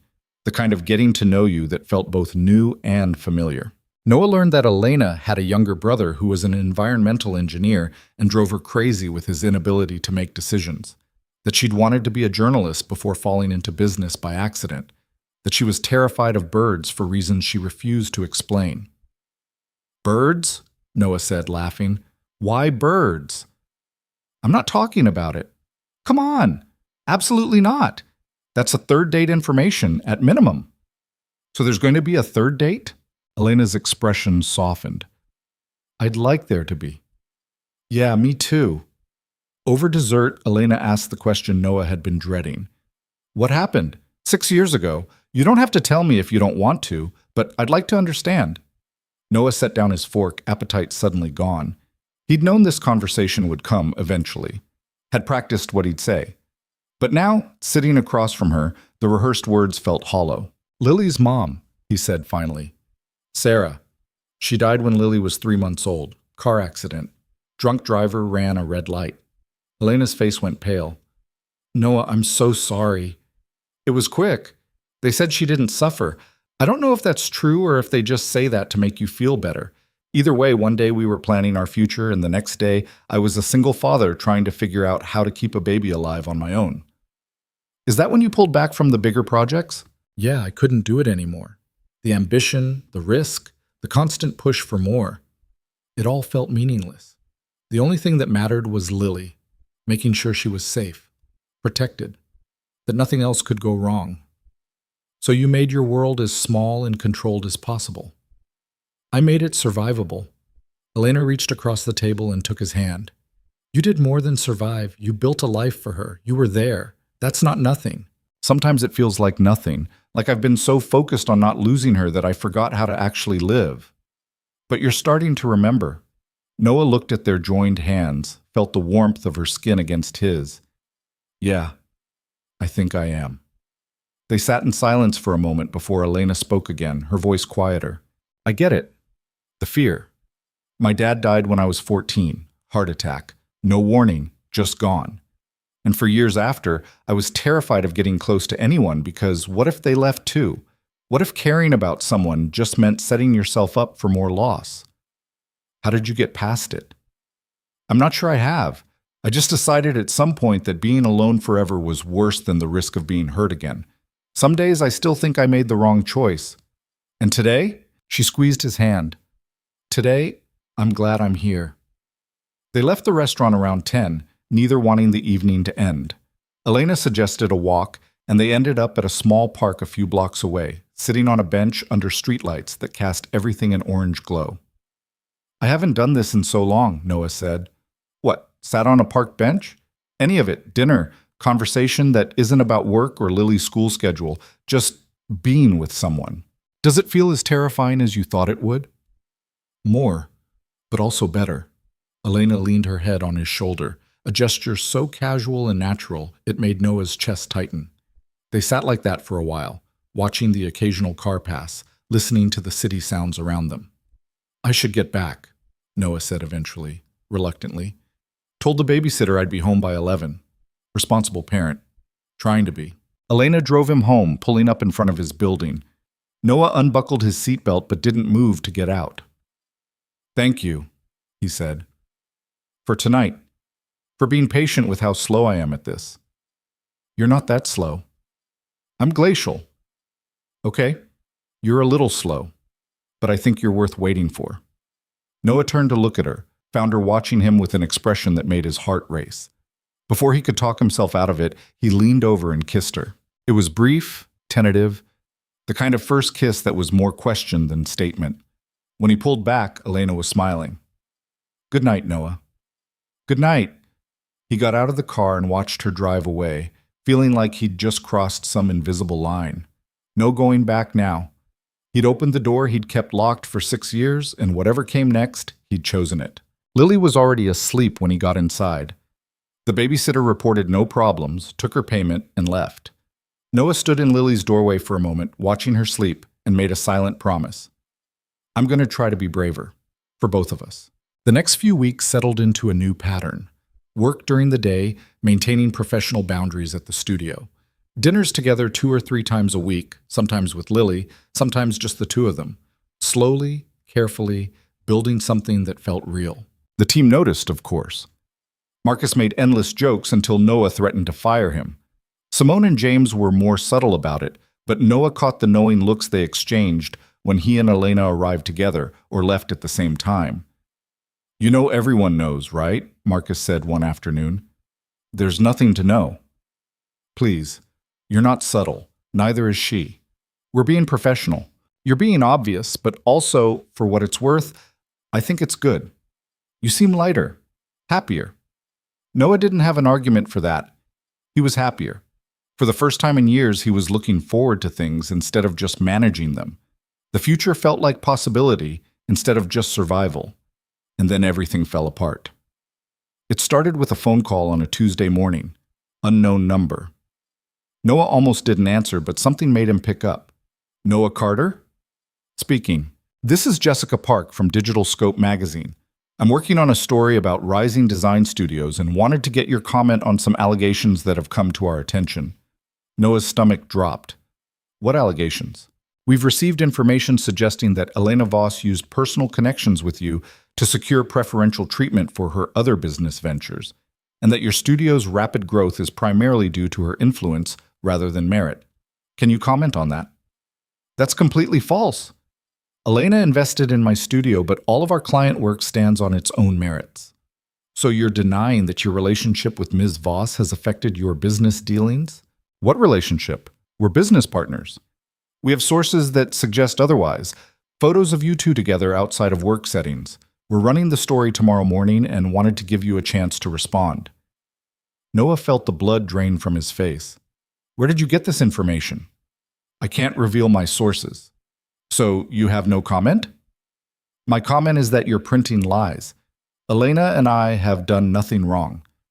Thank you for your time, Mr. Carter. She hung up before he could say anything else. Noah sat there, phone in hand, feeling his carefully constructed world starting to crack. He called Elena immediately. We have a problem. She listened as he explained, her silence on the other end somehow worse than any reaction. It's Andrew, she said finally. Who? Andrew Chen, David Chen's cousin. He pitched me 6 months ago on a different project, and I turned him down. He's been trying to undermine me ever since. How did he know about us? Someone at the studio must have talked, or he's been watching us. It doesn't matter. The story's coming out tomorrow. What do we do? I don't know. Let me think. I'll call you back. But before she could call back, the story went live. Not tomorrow morning, that night. Posted online with photos of them at dinner, walking through the park, him kissing her goodnight in front of his building. The headline read, Rising Designer's Success Built on Romantic Connections, Not Talent. The article was worse than Noah had imagined. It painted him as opportunistic, using a relationship with Elena to gain unfair advantages. It suggested that every client they'd won was because of Elena's connections, not his work. It questioned the legitimacy of the entire business. And it specifically mentioned Lily. Carter, a single father, appears to have leveraged both sympathy and romance to build his business empire. Noah felt physically sick reading it. His phone started ringing immediately. Clients wanting explanations, Marcus demanding to know what was going on. His mother, who he hadn't talked to in months, asking if the article was true. He ignored all of them and called Elena. I'm so sorry, she said before he could speak. She sounded shaken in a way he'd never heard. This isn't your fault. It is. I should have been more careful. Should have known Andrew would try something like this. What do we do? I'm already working on it. I've got a lawyer drafting a cease and desist. We'll demand a retraction, sue if we have to. That could take months. The damage is already done. Silence on the other end. Then, I know. Elena, I should have protected you better. This is exactly what you were afraid of. Getting involved with me, having it blow up your whole life. Stop. This isn't on you. Isn't it? I pushed you to take risks, to expand, to let me in. And now look what's happened. Noah could hear the guilt in her voice, the way she was already building walls between them. Don't do that, he said. Don't pull away because you're scared. I'm not scared. I'm trying to protect you. I don't need protection. I need you to not give up on us. Noah, I mean it. We can fight this together, but not if you're already halfway out the door. I don't know if we can fix this. Then we find out. Together. Another long pause, then quietly, okay, together. They stayed on the phone until past midnight, planning their response. Elena would handle the legal side. Noah would reach out to their clients directly, explaining the situation, showing them the work stood on its own merits. But when he finally hung up and tried to sleep, Noah couldn't shake the feeling that something fundamental had shifted. The fear he'd been holding at bay for weeks came rushing back. What if this destroyed everything? What if he'd been right all along to keep people at a distance, to play it safe, to protect his carefully controlled world? The next morning was brutal. Half their clients were demanding meetings. The other half had gone silent, which was somehow worse. Marcus, Simone, and James arrived at the studio looking shell-shocked. "Is it true?" Simone asked. "About you and Elena?" "We're seeing each other, yes, but everything in that article about the business is a lie. Every client we've won has been because of the quality of our work." "I believe you," Marcus said immediately, "but we need to figure out how to make everyone else believe it too." They spent the day in damage control. Noah called every client personally, walked them through their project history, showed them the work had nothing to do with Elena's connections and everything to do with what his team had created. Some believed him, some didn't. 2 clients pulled their contracts entirely. Elena came by in the afternoon looking like she hadn't slept. They locked themselves in Noah's office while the team pretended not to watch through the glass. "Chen Holdings just pulled out," she said. "David called me personally to say he can't be associated with this kind of controversy." "The same David who loved our work 2 weeks ago." "The same one. Turns out his cousin got to him first." Noah wanted to punch something. Instead, he asked, "What else?" "I've had 3 other business partners reach out asking if the allegations are true. My reputation's taking hits across the board. This isn't just affecting you, it's affecting everyone I work with." "Then we fight harder." "Noah, maybe we should—" "Don't say it, don't even think it. I'm trying to be realistic." "You're trying to run, because that's what you do when things get hard, isn't it? You cut your losses and move on." Elena flinched like he'd slapped her. "That's not fair, isn't it? You told me yourself you're scared of getting close to people, and now at the first real test you're looking for the exit. I'm trying to protect you." "I don't want protection. I want you to stand with me and fight." They stared at each other, both breathing hard. Noah saw the conflict in her eyes, the part of her that wanted to stay warring with the part that wanted to run. "I don't know if I can," she said finally, her voice breaking. "Can't or won't? Does it matter?" "Yeah, it really does." Elena looked away. "I need some time to think." "How much time?" "I don't know." She left before Noah could say anything else. He stood alone in his office, feeling the foundations of his world crumbling again. He'd been right. He should have known better, should have kept his walls up, kept his life small and controlled and safe. Except even as he thought it, he knew it was a lie. Because despite everything, despite the scandal, the lost clients, the public humiliation, he didn't regret taking the risk, didn't regret letting Elena in. He just wished she'd been brave enough to stay. The next few days were the hardest Noah had faced since Sarah died. More clients pulled out. The studio's reputation took hit after hit. Marcus tried to stay optimistic, but even his usual enthusiasm was flagging, and Elena disappeared. No calls, no texts. Radio silence. Noah threw himself into work, trying to salvage what he could. They still had enough clients to stay afloat, barely. But the momentum they'd built, the growth they'd achieved, all of it was stalling out. Lily noticed his mood immediately. "Is Elena okay?" she asked at dinner. "I don't know, sweetheart. Did you have a fight?" "Something like that." "Are you going to make up?" Noah didn't know how to answer that. "I hope so." But as days turned into a week with no word from Elena, hope started to feel like another thing he couldn't afford. Then on Friday afternoon, she walked into the studio. She looked terrible, exhausted. But there was something different in her expression, something determined. "Can we talk?" she asked. Noah nodded, and they went into his office. He closed the door and waited. "I was wrong," Elena said. "About running, about trying to protect you by leaving. I spent this week trying to convince myself it was the right thing to do, and all I've done is make everything worse." "Elena, let me finish. I've been scared my whole life of losing people, of caring too much and getting hurt, so I've kept everything surface level. Business relationships, casual friendships, nothing deep enough to really wound me. But you," her voice cracked, "you got past all of that, and it terrified me." "I know," Noah said quietly. "I was terrified too. But you were brave enough to stay, and I wasn't. I'm sorry." "Where does that leave us?" Elena took a breath. "I want to fight. For the business. For us. For everything we've built together. If you'll still have me." Noah felt something break open in his chest. Relief. hope, fear, all of it tangled together. On one condition, he said. What? No more running. When things get hard, we face them together. You don't get to make decisions about us alone.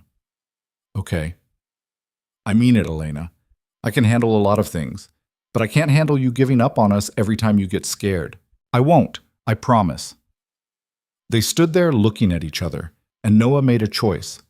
The same choice he'd been making over and over since the day Elena first walked into his life. To be brave, to risk it, to trust that some things were worth fighting for. He crossed the space between them and kissed her. Not tentative this time, not questioning. This was certainty. This was choosing her, choosing them, choosing to believe that together they could weather whatever came next. When they pulled apart, Elena was smiling through tears. We're going to fix this, she said. All of it. I've been working on something, a way to expose Andrew and clear our names. What kind of something? The kind that requires you to trust me. Can you do that? Noah thought about everything they'd been through, the risks he'd taken, the walls he'd torn down, the life he was building instead of just surviving. Yeah, he said. I can do that. Whatever came next, they'd face it together.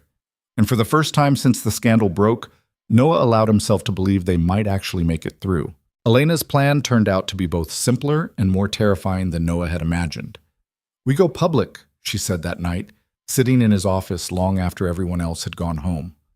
Not with a lawsuit or a legal statement, with the truth. All of it.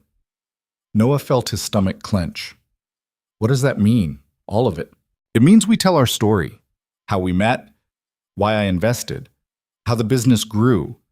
We lay out every client win, every project, show the timeline, prove that our relationship had nothing to do with our success.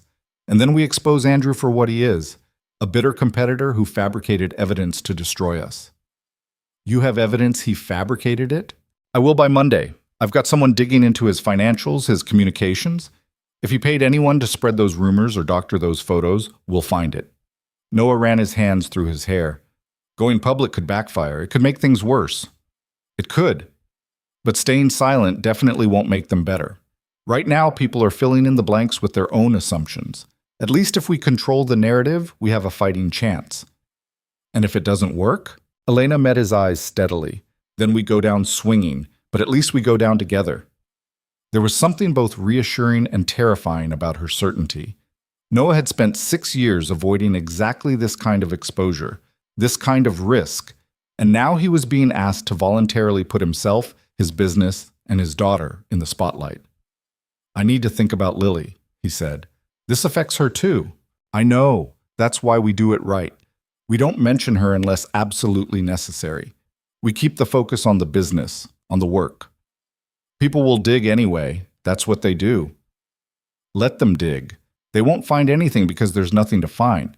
You're a good father. You built a legitimate business. Those are facts, and facts don't care about Andrew Chen's vendetta. Noah wanted to believe her, wanted to trust that the truth would be enough, but he'd learned the hard way that truth and perception weren't always the same thing. When would we do this, he asked. Monday morning. I've already reached out to a few journalists I trust, people who will actually investigate instead of just printing whatever scandal gets them clicks. That's 3 days away. We need the weekend to gather everything. Every contract, every project timeline, every piece of evidence that shows our work stands on its own merit.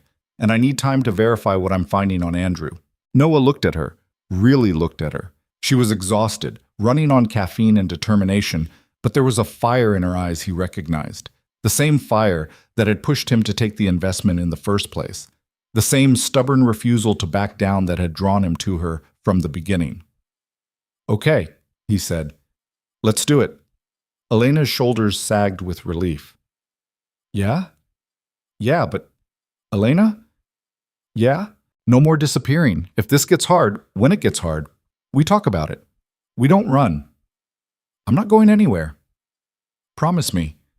She stood and crossed to him, taking his hands in hers. I promise. I'm in this. All the way. Noah pulled her close, resting his forehead against hers, and for a moment they just stood there in the quiet office, gathering strength from each other. Whatever came next, at least they'd face it together. The weekend was a blur of preparation. Elena came to his apartment Saturday morning with boxes of files, her laptop, and enough coffee to fuel a small army. Lily was at a friend's house for a sleepover, which meant they had the place to themselves. "Okay," Elena said, spreading documents across Noah's dining table. "Let's build our case." They worked methodically, pulling together every piece of evidence they had. Client contracts showing the dates, the terms, the scope of work. Email threads documenting how each project came to them. Referrals, cold outreach, competition wins. Before and after portfolios showing Noah's work from 6 years ago compared to now, demonstrating a clear trajectory of growth and improvement. "This is good," Elena said around noon, reviewing their timeline. "It shows you were already an established designer before I came along. I didn't make your career, I just gave you the resources to scale what you were already building. Will that be enough?" "It's the truth, it has to be enough." By evening, they had a comprehensive document outlining everything. But Elena's investigator still hadn't come through with evidence on Andrew. "He'll deliver," Elena said, though Noah could hear the worry beneath her confidence. "He's good at what he does. And if he doesn't? Then we still have our truth. It's not nothing." They ordered takeout and kept working, combing through social media posts, checking dates on the photos the magazine had published, building a timeline that proved most of the supposedly incriminating images had been taken weeks after key business decisions had already been made. "Look at this," Noah said, pulling up the photo of them at the park. "This was taken the night of our first date, but the Chen contract was signed 3 weeks before that. They can't claim the relationship influenced the deal when the relationship didn't even exist yet." Elena leaned over to look, and Noah became suddenly aware of how close she was. They'd been working for hours, focused and professional, but now in the quiet of his apartment with the city lights glowing through the windows, the air between them felt charged. "We're going to be okay," Elena said softly, though Noah wasn't sure if she was trying to convince him or herself. "I hope so. I know so." Noah turned to look at her. "How are you so certain?" "Because I've seen what you can do when you actually try, and I've seen what we can do together. That's not something anyone can take away with lies and fake scandals. You have a lot of faith in me." "Someone has to. You're terrible at having faith in yourself." Noah laughed despite the weight of everything pressing down on them. "Fair point. Besides," Elena added, her expression softening, "you took a chance on me when you didn't have to. Trusted me when every instinct told you not to. Let me into your life even though you were terrified. The least I can do is have faith that you're as good as I know you are." Something in Noah's chest cracked open. He leaned in and kissed her, slow and deliberate, pouring into it all the fear and hope and gratitude he couldn't find words for. When they pulled apart, Elena was smiling. "We should probably get back to work." "Probably." Neither of them moved. "Or," Elena said, "we could take a break. You've been stressed for days. I've been stressed for days. Maybe we just pause for a minute." "What did you have in mind?" She grabbed his hand and pulled him to the couch, settling in beside him. "Nothing productive. Maybe we just sit here and pretend for a while that we're normal people having a normal Saturday night." "I don't remember what normal feels like." "Me neither. We'll figure it out together." They ended up watching some mindless action movie, Elena's head on his shoulder, the files and evidence and looming public statement temporarily forgotten. It was such a small thing, such an ordinary moment, but Noah couldn't remember the last time he'd felt this kind of peace. Around midnight, Elena's phone buzzed. She checked it and sat up abruptly. "It's my investigator. He found something." She opened the email, her eyes scanning rapidly. Noah watched her expression shift from concentration to satisfaction to something darker. "What is it?" "Andrew didn't just spread rumors. He paid someone at Digital Scope to write the story. $5,000 transferred from an account he thought was untraceable. My guy found the paper trail." "Can we prove it?" "Bank records, emails, the whole thing. He's sending over the full report now." Noah felt something like hope flickering to life. "So we have him. We have him. And more than that, apparently Andrew's been doing this to other competitors too. 3 different businesses in the last 2 years, all sudden scandal stories that tanked their reputations. We're not his first victims. Why hasn't anyone exposed him before? Because they didn't fight back. They just took the hit and moved on. But we're not going to do that." Elena's phone kept buzzing as more files came through.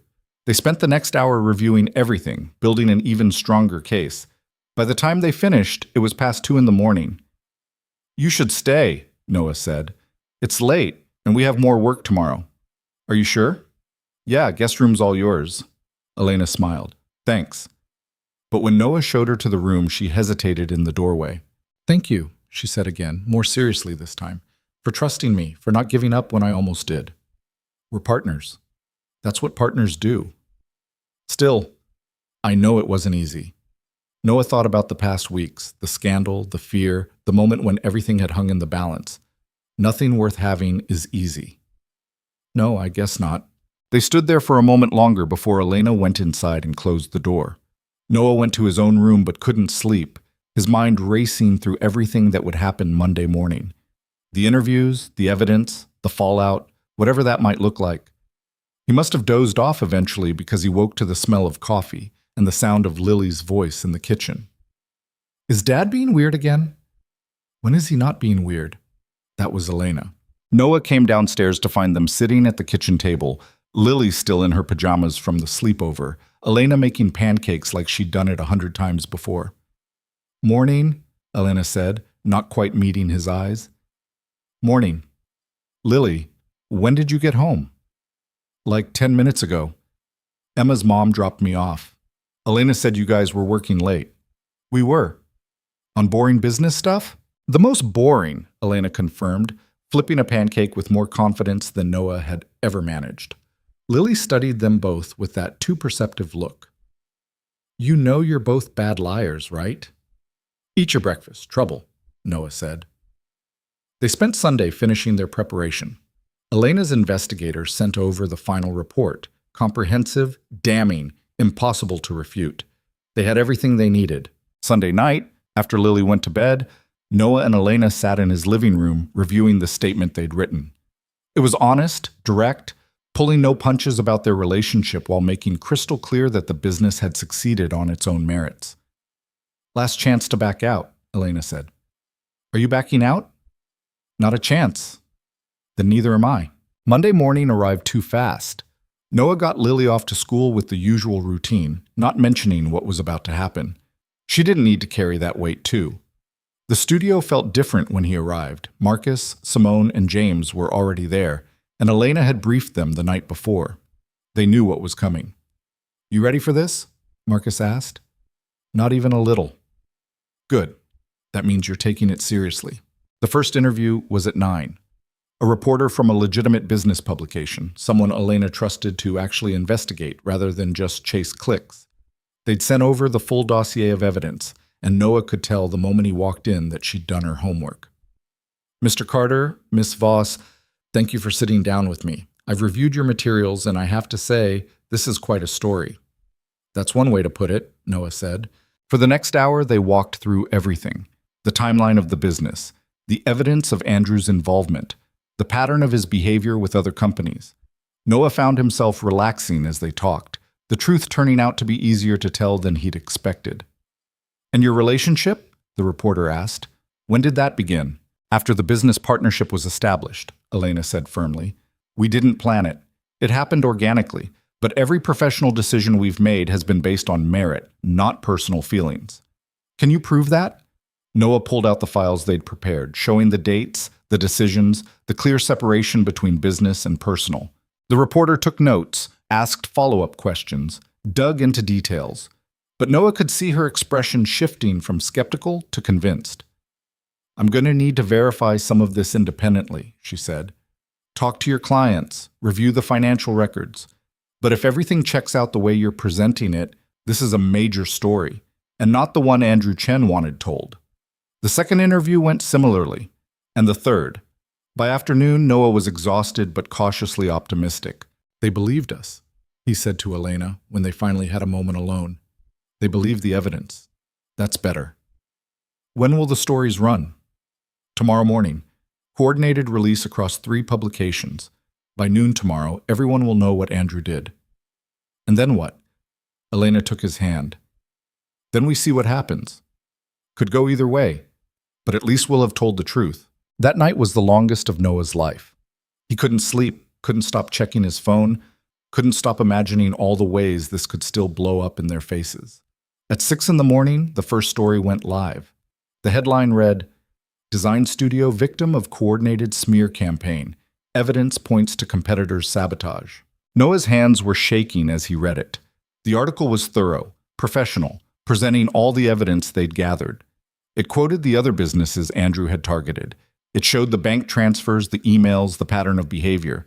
By 7, the other 2 stories had posted. Similar angles, different details, but all pointing to the same conclusion. Noah and Elena had been set up, and they had the proof to back it up. Noah's phone started ringing immediately. Clients who'd pulled out wanting to talk. New inquiries from people who'd read the story. Marcus texting that their website traffic had tripled in the last hour. And then, at 8:30, David Chen called.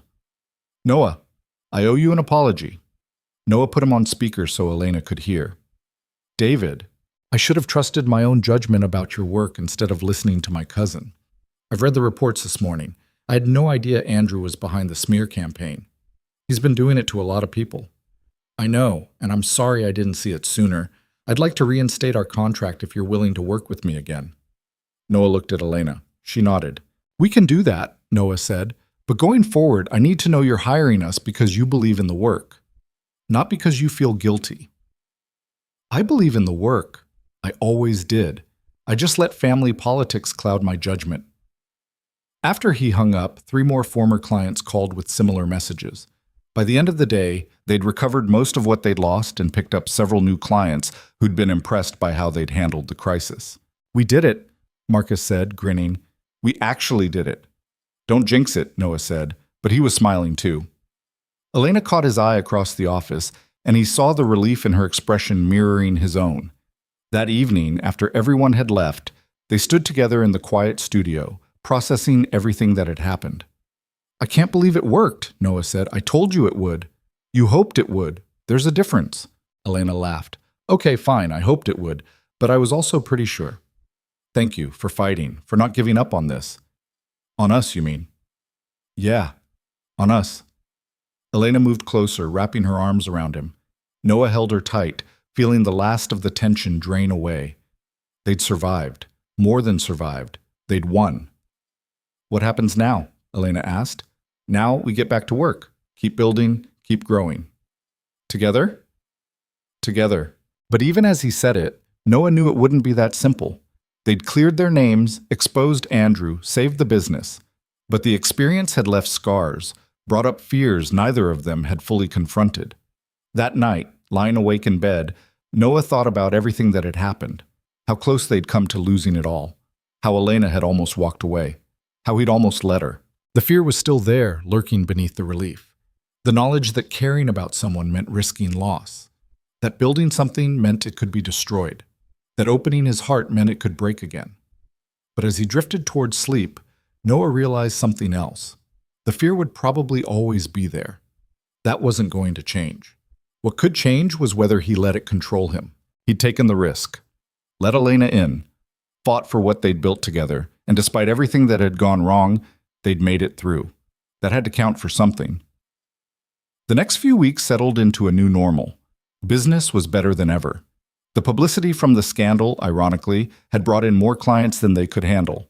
They hired 2 more designers and finally signed the lease on the bigger office space Elena had been pushing for. But there was a tension between Noah and Elena that hadn't been there before. Nothing obvious, nothing they talked about. But Noah felt it in the careful way they navigated around each other, the slightly formal tone that crept into their conversations, the distance that seemed to grow even as they spent more time together.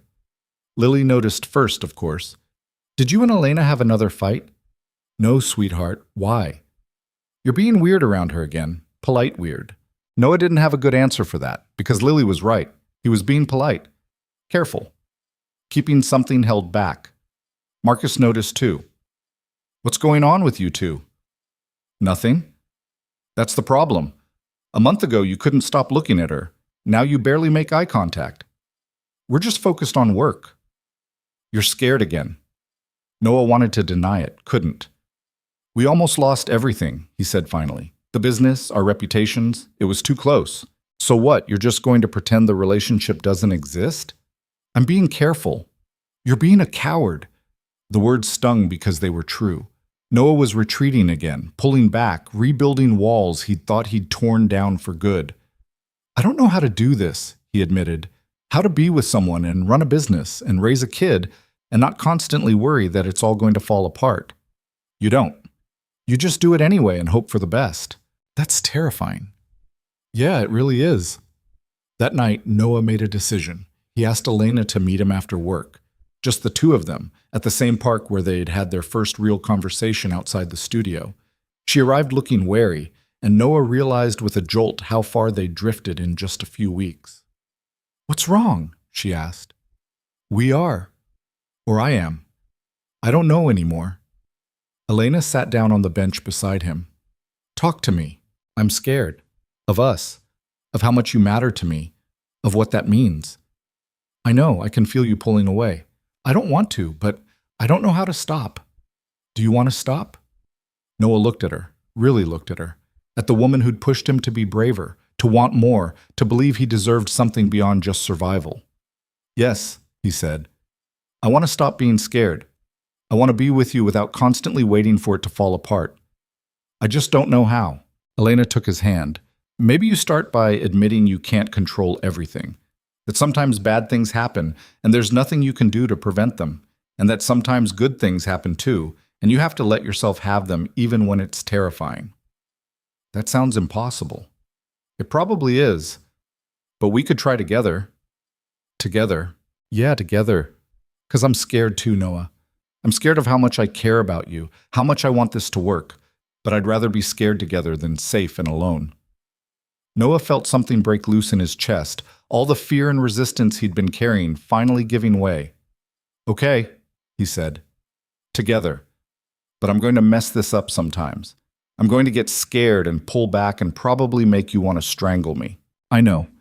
And I'm going to push too hard and move too fast and definitely make you want to strangle me back.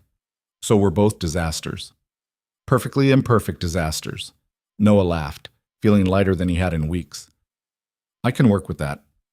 He kissed her there in the park, under the streetlights, choosing her again, choosing them, choosing to believe that some things were worth the risk. When they pulled apart, Elena was smiling. We should probably figure out what this actually looks like. The business plus the relationship. How we make both work without destroying either. Ground rules? Boundaries, communication, honesty about when things feel off balance. I can do that. Can you really? Because your default mode is to just stress silently until you implode. I'm working on it. Work harder. They talked for hours, mapping out what their relationship would look like going forward, how they'd keep business and personal separate, when they'd check in with each other, what they'd do when things got hard. It wasn't perfect. Nothing about it was smooth or easy, but it was real and honest and built on a foundation of actually knowing each other's flaws instead of pretending they didn't exist. By the time they left the park, Noah felt like they'd turned a corner. Not back to where they'd been before the scandal, but forward to something new, something stronger. As they walked to their cars, Elena's phone buzzed. She checked it, and her expression darkened. What is it? Andrew, he's threatening to sue us for defamation. Noah felt his stomach drop. Can he do that? He can try, but he won't win. Everything we published was true, and we have the evidence to prove it. So this isn't over. It might never be over. He's vindictive enough to keep trying to make our lives difficult. Noah thought about that, about the reality that choosing to fight back meant choosing ongoing conflict, that standing up for themselves had made them a target. A month ago, that knowledge would have sent him spiraling, would have made him question everything, regret every decision, want to retreat back into safety. Now, standing beside Elena with the city lights reflecting off the wet pavement, Noah felt something different. He felt ready. Let him sue, Noah said. We'll fight that too. Elena looked at him with something like pride. Yeah? Yeah. I'm done being afraid of what might happen. Whatever comes next, we'll handle it. Together. Together. They stood there for a moment longer, and Noah realized that this willingness to face uncertainty, to fight for what mattered, to choose love even when it was risky. This was the real victory. Not the business success or the cleared reputation, but the choice to keep moving forward despite the fear. It wouldn't be easy. There would be more challenges, more conflicts, more moments when everything felt like it was falling apart. But Noah was done running from that, done trying to control every outcome, done living small to avoid the possibility of loss. He was ready to live big, to fight, to love, to build something real with someone who made him brave enough to try. Whatever came next, they'd face it together. And that, Noah thought as they said goodnight and drove their separate ways, was more than enough. Andrew's lawsuit arrived exactly 1 week later, delivered to the studio by courier on a gray Thursday morning that felt appropriate for the occasion. Noah read through the filing with Elena beside him, both of them silent as they absorbed the audacity of it. "He's claiming we fabricated evidence," Elena said flatly, "that we coordinated with journalists to destroy his reputation. The irony is almost impressive." "Almost." Marcus stuck his head in the office. "Everything okay?" "Andrew's suing us for defamation," Noah said. "Of course he is. What's the play?" Elena was already on her phone. "I'm calling our lawyer. We file a countersuit for the actual defamation he committed, plus damages for lost business. We bury him in discovery until he wishes he'd never started this." "How long will that take?" "Months, maybe longer. But we have the resources now, and more importantly, we have the truth." After Marcus left, Noah sat back in his chair studying Elena. A month ago, this news would have sent them both into crisis mode. Now she looked almost energized by it, like this was just another problem to solve. "You're not worried," he observed. "I'm furious. That's different." "But not worried." Elena considered this. "No, not worried. We know what we're up against this time, and we're ready for it." Noah realized she was right. The fear that had dominated his life for so long, the constant anxiety about everything falling apart, had shifted into something else. Not absence of fear, but refusal to let it control him. "We should tell the team," he said, "before they hear it from somewhere else." They gathered everyone in the main space, Marcus, Simone, James, and the 2 new designers they'd hired last month. Noah looked at their faces, saw the concern, and felt a wave of responsibility. These people depended on him now. Depended on the business staying stable, growing, succeeding. "Andrew Chen is suing us," Noah said without preamble. "He's claiming we defamed him with our evidence and statements. It's baseless, and we're going to fight it, but I wanted you all to know what's happening." "Will this affect the studio?" Simone asked. "Not if I have anything to say about it," Elena said.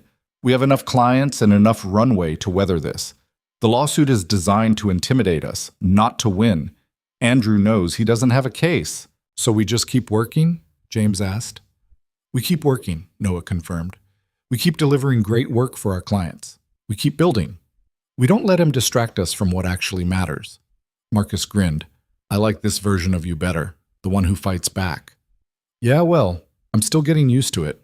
The lawsuit became background noise over the following weeks, something their lawyer handled while they focused on work. The studio thrived despite it, or maybe because of it. The publicity from standing up to Andrew had brought them attention, and Noah found himself fielding inquiries from clients who specifically wanted to work with a studio that had integrity. But the real challenge wasn't the lawsuit. It was figuring out how to balance everything else. Noah had dinner with Elena 3 nights that week, picked up Lily from school with Elena twice, started letting Elena into more pieces of his life, slowly dismantling the walls he'd built so carefully over the years. It was terrifying. It was also the best he'd felt in longer than he could remember. On Saturday, Elena came over for breakfast. Lily had requested pancakes, and somehow Elena had become the designated pancake maker, a role she'd embraced with unexpected enthusiasm. "Dad can't make them without burning the edges," Lily explained to Elena, as if this was common knowledge. "I can make perfectly good pancakes," Noah protested. "No, you can make edible pancakes. There's a difference." Elena laughed, flipping another perfect golden circle onto the plate. "She's got you there." Noah watched them together, Lily chattering about her upcoming school play, Elena asking questions and actually listening to the answers, both of them completely comfortable with each other. Something in his chest ached, but it was a good ache, the kind that came from something growing instead of breaking. After breakfast, Lily disappeared to her room to work on a school project, leaving Noah and Elena alone with their coffee. "She's amazing," Elena said. "You did a really good job with her." I mostly just tried not to screw up too badly. That's probably all any parent can do. Noah thought about that. About the past 6 years of hypervigilance and control and constant worry. I think I've been so focused on keeping her safe that I forgot to show her what it looks like to actually live. You're showing her now. Am I? You're taking risks. You're building something. You're letting yourself care about someone again. Kids notice that stuff. As if on cue, Lily emerged from her room with a drawing. She handed it to Noah solemnly. It was a picture of 3 people, him, her, and Elena, identifiable by their different heights and Elena's dark hair. They were standing in front of what looked like the studio, all of them smiling. For the school project, Lily said, we're supposed to draw our family. Noah felt his throat tighten. Lily, I know Elena's not my mom, but she's important. That counts as family, right? Noah looked at Elena, saw her eyes shining with tears she was trying to hide. Yeah, kiddo, he said softly. That counts as family. Lily beamed and ran back to her room. Noah and Elena sat in silence for a moment, both processing what had just happened. That's a lot of pressure, Elena said finally, her voice shaky. You don't have to. I want to. I'm just scared I'll mess it up. Join the club. I'm scared of that constantly. Elena took his hand. What if we just agree to mess it up together and figure it out as we go? That seems to be our approach to everything else. It's working so far. Noah pulled her close, pressing a kiss to her temple. Yeah, it really is. The following week brought new developments on the lawsuit. Andrew's lawyers had filed for discovery, demanding access to all of Noah's business records, communications, and financial statements. He's fishing, their lawyer explained over the phone, looking for anything he can use to support his case. But here's the good news. In discovery, we get access to his records too. And I have a feeling we're going to find a lot more interesting things than he will. Elena was right about that. Within 2 weeks, discovery revealed that Andrew had been running similar smear campaigns against at least 5 other businesses, all competitors in various industries. The pattern was undeniable, the evidence damning. His lawyers are going to recommend he drop the suit, their lawyer said. This discovery has exposed him to criminal fraud charges if the other victims decide to pursue them. Will they? Noah asked. I've already been in touch with 3 of them. They're interested in a coordinated response. Andrew picked the wrong people to mess with. 2 days later, Andrew's lawsuit was quietly withdrawn.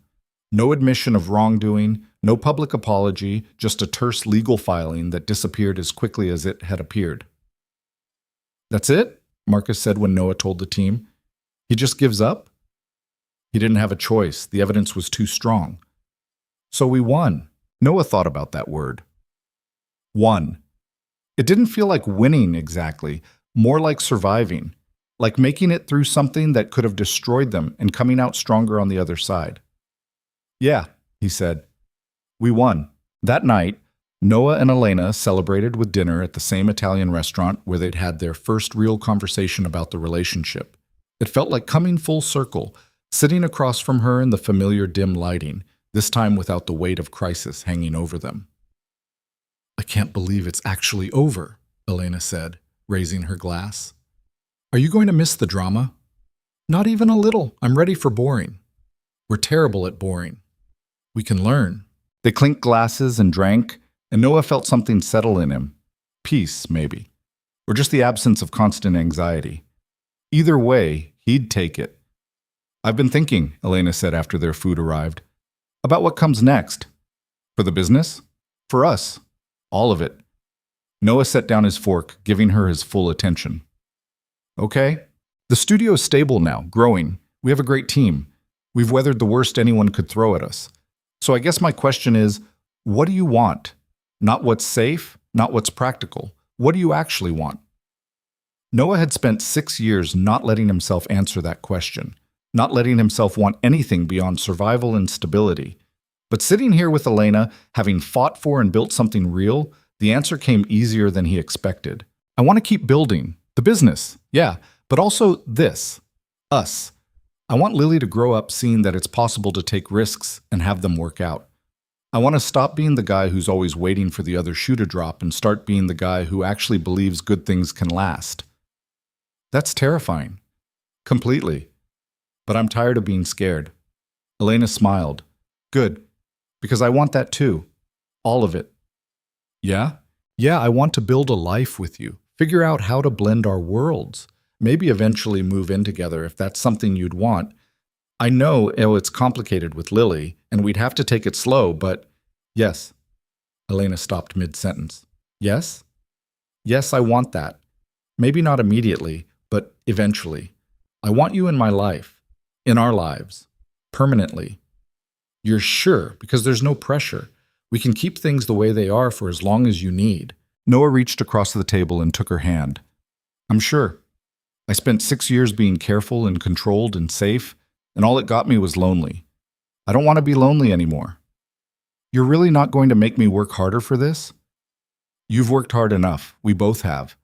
Maybe it's time to just let ourselves have something good. Elena's eyes were shining again. I love you. I know it's probably too soon to say that, and we agreed to take things slow, but I do. I love you. Noah felt his heart trip over itself. It's not too soon, and I love you too. They sat there grinning at each other like idiots, and Noah didn't care who saw or what anyone thought. He was happy. Actually, genuinely happy. And he was going to let himself have that. The next few months unfolded with surprising smoothness. The studio continued to grow, taking on bigger clients and more ambitious projects. Elena started spending more time at Noah's apartment, enough that Lily started asking when she was going to officially move in. Soon, kiddo, Noah told her. We're working up to it. You're both slow. We're both careful. Same thing. She wasn't wrong. But slowly, carefully, they built something real. Elena started keeping clothes at Noah's place. Noah got a key to Elena's apartment. They alternated whose place they stayed at, finding rhythms that worked, navigating the complicated choreography of blending lives. It wasn't always smooth. There were arguments about work bleeding into personal time, about how much space to give each other, about what Lily needed versus what they wanted. But they talked through it, figured it out, learned each other's patterns and boundaries. 6 months after Andrew's lawsuit was dropped, Noah signed the lease on a new apartment, bigger than his current place, enough room for all three of them. Elena helped him pack. Lily supervised with the authority of someone who'd seen too many moving videos online, and Marcus showed up with pizza and opinions nobody asked for. This is big, Marcus said, watching Noah wrap dishes in newspaper. Yeah. You doing okay with it? Noah thought about that. A year ago, this would have sent him into a panic spiral, moving, changing, letting someone fully into his life. All of it would have felt like too much risk. Now it just felt right. I'm good, he said. Actually good. You are, aren't you? It's kind of gross how happy you are. Sorry. Don't be. It's good to see. You were starting to look like someone who'd forgotten what smiling was. The new apartment was in a better neighborhood, closer to Lily's school and the new studio space they'd moved into last month. It had 3 bedrooms, one for him and Elena, one for Lily, and a small one they'd converted into a home office where Noah could work when he didn't want to go to the studio.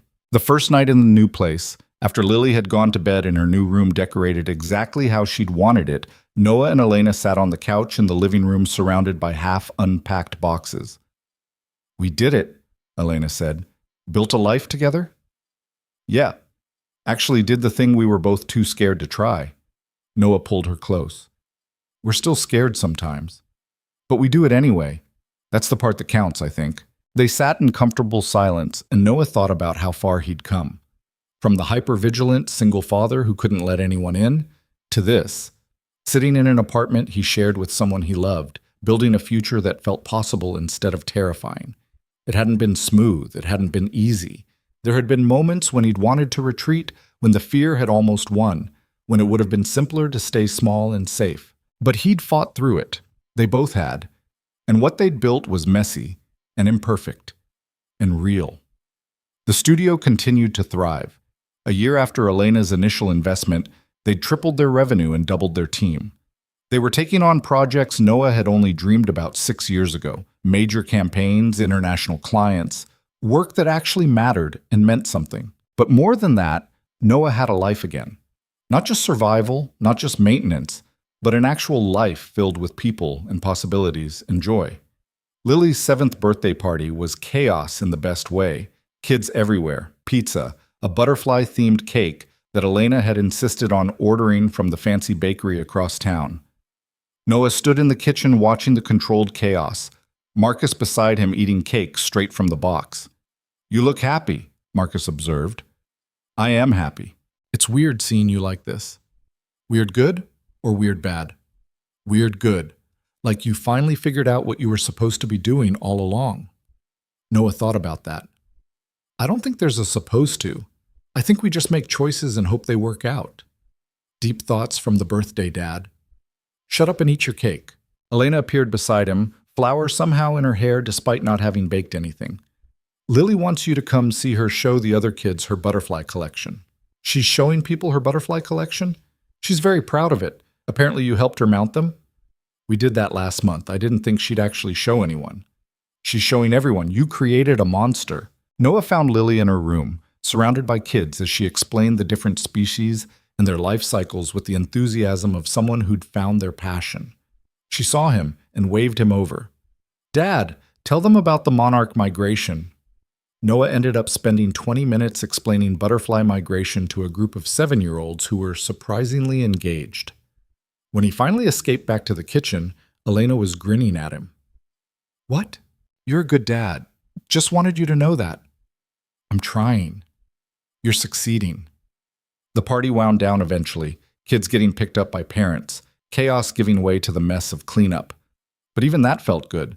Elena helping Lily pick up decorations, Marcus making terrible jokes while loading the dishwasher, all of it feeling like family in a way Noah hadn't experienced in years.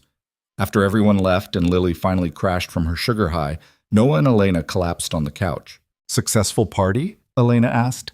"Exhausting party." "Those are the best kind." Noah pulled her against him, feeling the comfortable weight of her, the rightness of having her here in his space, in his life, in his future. "Thank you," he said. "For what?" "For pushing me. For not giving up when I almost did. For being stubborn and persistent and refusing to let me hide." "You would have gotten there eventually." "I really don't think I would have. I was pretty committed to staying safe and small forever." Elena tilted her head to look at him. "What changed?" "You did. You showed up and made me remember that life isn't just about avoiding pain. It's about finding things worth the risk of pain." That's very philosophical for someone who just survived a 7-year-old's birthday party. "I'm full of surprises." "Yes, you are." They sat in silence for a moment before Elena spoke again, her voice quieter. "I'm glad you took the chance. On me, on us. I know it wasn't easy. Best decision I ever made, scariest too, but still the best. Even with all the chaos, the scandal, the lawsuit, all of it. Especially with all that, because it proved we could handle hard things together, that we don't fall apart when things get difficult. We came close. But we didn't. That's what matters." Elena kissed him, soft and slow, and Noah felt gratitude wash over him. Not just for her, but for everything, the life they'd built, the family they were becoming, the future that felt possible now instead of terrifying. The next morning, Noah woke early to find Lily already up, sitting at the kitchen table with a new drawing. "What are you working on?" he asked, starting the coffee maker. "Another family picture for school." Noah looked over her shoulder. This one was more detailed than the last, the 3 of them plus Marcus, who Lily had apparently decided counted as family too, all standing in front of the studio building. "We look happy," Noah observed.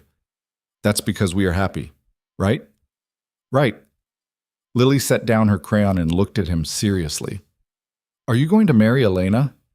Noah nearly dropped his coffee mug. "Where did that come from?" "Emma's dad got married last month. She said when grown-ups love each other and live together, they usually get married." "Do you love Elena?" "Yeah, kiddo, I do." "Does she love you?" "I think so." "Then you should probably marry her. That's how it works." Noah couldn't help but smile at the simple logic. "It's a little more complicated than that." "Why?" "Because marriage is a big decision. We want to make sure we're ready. You live together. You love each other. You're already basically married. You're just missing the party." "Since when did you get so smart?" "I've always been smart. You just don't notice because you're busy being worried about stuff." That landed harder than Noah expected. "Am I still doing that? Being worried all the time?" Lily considered this. Not as much as before. You smile more now. You don't check your phone every 5 seconds, and you let Elena help instead of trying to do everything yourself. Those are all good things? They're all good things. Noah pulled her into a hug, feeling that familiar ache in his chest.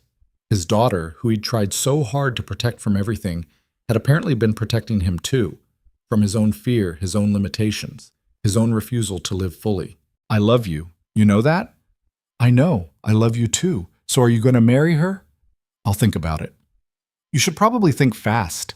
Emma says waiting too long means you're scared. Emma has a lot of opinions. She's usually right, though. Noah thought about that conversation all day, through work meetings and design reviews and the 100 small tasks that filled his schedule. Thought about Lily's simple logic, about the life they'd already built, about what it would mean to make it official. That night, after Lily was asleep, he brought it up with Elena. Lily asked me if we're getting married. Elena looked up from her laptop. What did you tell her? That it's complicated, that we want to make sure we're ready. And are we? Ready? Noah thought about the past year. Everything they'd been through, everything they'd built, all the fears they'd faced down together. I think so. I mean, I'm terrified, but that seems to be my default state with anything important. Elena laughed. Same. But we're good at being terrified together. Is that a yes? Are you asking? Noah realized he was. Not the way he'd planned, not with a ring or a romantic setup, but here in their living room at 9 o'clock on a Tuesday, both of them in sweatpants, exhausted from work and parenting and life. Yeah, he said. I'm asking. Will you marry me? Elena set her laptop aside, moving to sit beside him. You're sure? Because there's no pressure. We're good the way we are.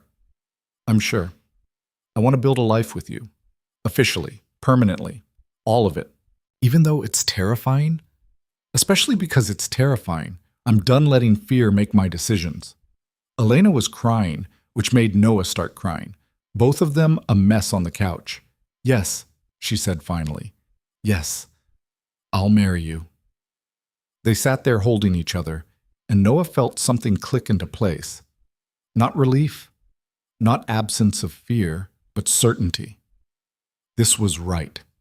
They were right, and whatever came next, they'd face it together. Telling Lily the next morning went exactly as expected. I knew it! Emma owes me $10 now.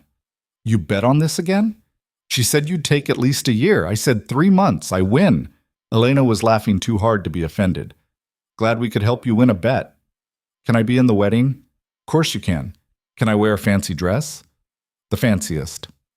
Okay, I'm going to tell Emma. She ran off before Noah could say anything else. He looked at Elena, both of them still grinning like idiots. Well, that went well. She's been planning this for months, apparently. Smarter than both of us combined. The wedding planning happened in the margins of their already busy lives. Nothing elaborate, nothing stressful, just a small ceremony with the people who mattered most. The studio team, a few close friends, Lily in a dress she'd picked out herself that was indeed very fancy. They got married on a Saturday afternoon in the park, where Noah had first told Elena he wanted to try, where they'd sat on a bench and decided to be brave together. It felt appropriate, full circle, a reminder of how far they'd come. Marcus officiated, cracking inappropriate jokes that made half the guests laugh and the other half pretend to be scandalized. Lily stood beside Noah, holding the rings with the solemnity of someone who took her job very seriously. When it came time for vows, Noah had written something elaborate, something that captured everything he wanted to say. But standing there looking at Elena, all those carefully chosen words disappeared. I spent 6 years being scared, he said instead. Scared of loss, scared of change, scared of letting anyone matter too much. And then you showed up and made me brave. You didn't fix me. You just refused to let me hide. And I'm grateful for that every single day. I love you. I'm going to keep loving you. And I promise to be as brave as you need me to be, even when it's terrifying. Elena was crying again. I had a whole speech prepared, and now I can't remember any of it. So I'll just say this. You taught me that being scared doesn't mean you have to be alone. That taking risks is worth it when you find the right person to take them with. I love you. I choose you. Every day for the rest of our lives, I choose you. They kissed to applause and cheers, And Noah felt something he hadn't let himself feel in 6 years. Complete happiness. Not just absence of fear or anxiety, but actual joy. The reception was casual, held at their favorite Italian restaurant with too much food and wine and toasts that got progressively more embarrassing as the night went on. Lily appointed herself the official photographer, taking dozens of blurry photos that Noah knew he'd treasure forever. At one point, Marcus pulled Noah aside. "You did good, man. I had help." "Yeah, but you did the hard part. You let yourself have this." "That took guts." Noah looked across the room at Elena, laughing at something Simone was saying, Lily hanging off her arm. His family, his life, the future he'd almost been too scared to reach for. "Yeah," he said. "I guess it did." Later, when the party had wound down and they were back at the apartment, Lily safely asleep at Marcus's place for the night, Noah and Elena stood on their balcony looking out at the city. "We did it," Elena said. "Built a life together?" "Built a life. Period. The kind worth living." Noah pulled her close, feeling the weight of the ring on his finger, the rightness of having her here beside him. "I used to think safety meant control," he said. "That if I could just manage every variable, predict every outcome, nothing bad would happen. But that's not safety. That's just fear wearing a different name." "What changed?" "You did. You showed me that real safety isn't about controlling everything. It's about having someone who'll stand with you when things fall apart. Someone who makes you brave enough to try even when you're scared." "We make each other brave." "Yeah, we really do." They stood in comfortable silence, and Noah thought about the journey that had brought them here, the fear he'd carried for so long, the walls he'd built, the life he'd almost missed out on because he was too scared to reach for it.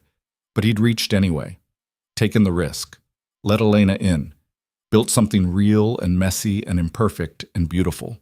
And in doing so, he'd learned something fundamental. That healing doesn't mean forgetting the past or pretending the pain never happened. It means having the courage to create a future where love exists again, where joy is possible, where taking risks is worth it because some things, some people, are worth everything. Noah had spent 6 years surviving. Now he was living. And the difference between those two things, he'd discovered, was everything. He looked at Elena, at the woman who'd refused to let him hide, who'd pushed him and challenged him and loved him even when he was difficult. And he felt grateful. Not just for her, but for his own choice to be brave, to try, to believe that good things could last if you fought for them. "I love you," he said. "I love you too. Even when I'm terrified? Especially then. That's when you need it most." They went inside eventually, leaving the city lights behind, ready for whatever came next. Because that was the thing about building a life with someone. You didn't know what challenges would come, what storms would hit, what fears would resurface, but you faced them together. And together, you were strong enough to weather anything. Noah had learned that the hard way. But he'd learned it, and he wasn't going to forget. Some lessons, he thought as he fell asleep beside his wife, took years to sink in. But once they did, they changed everything. And that, in the end, was the whole point.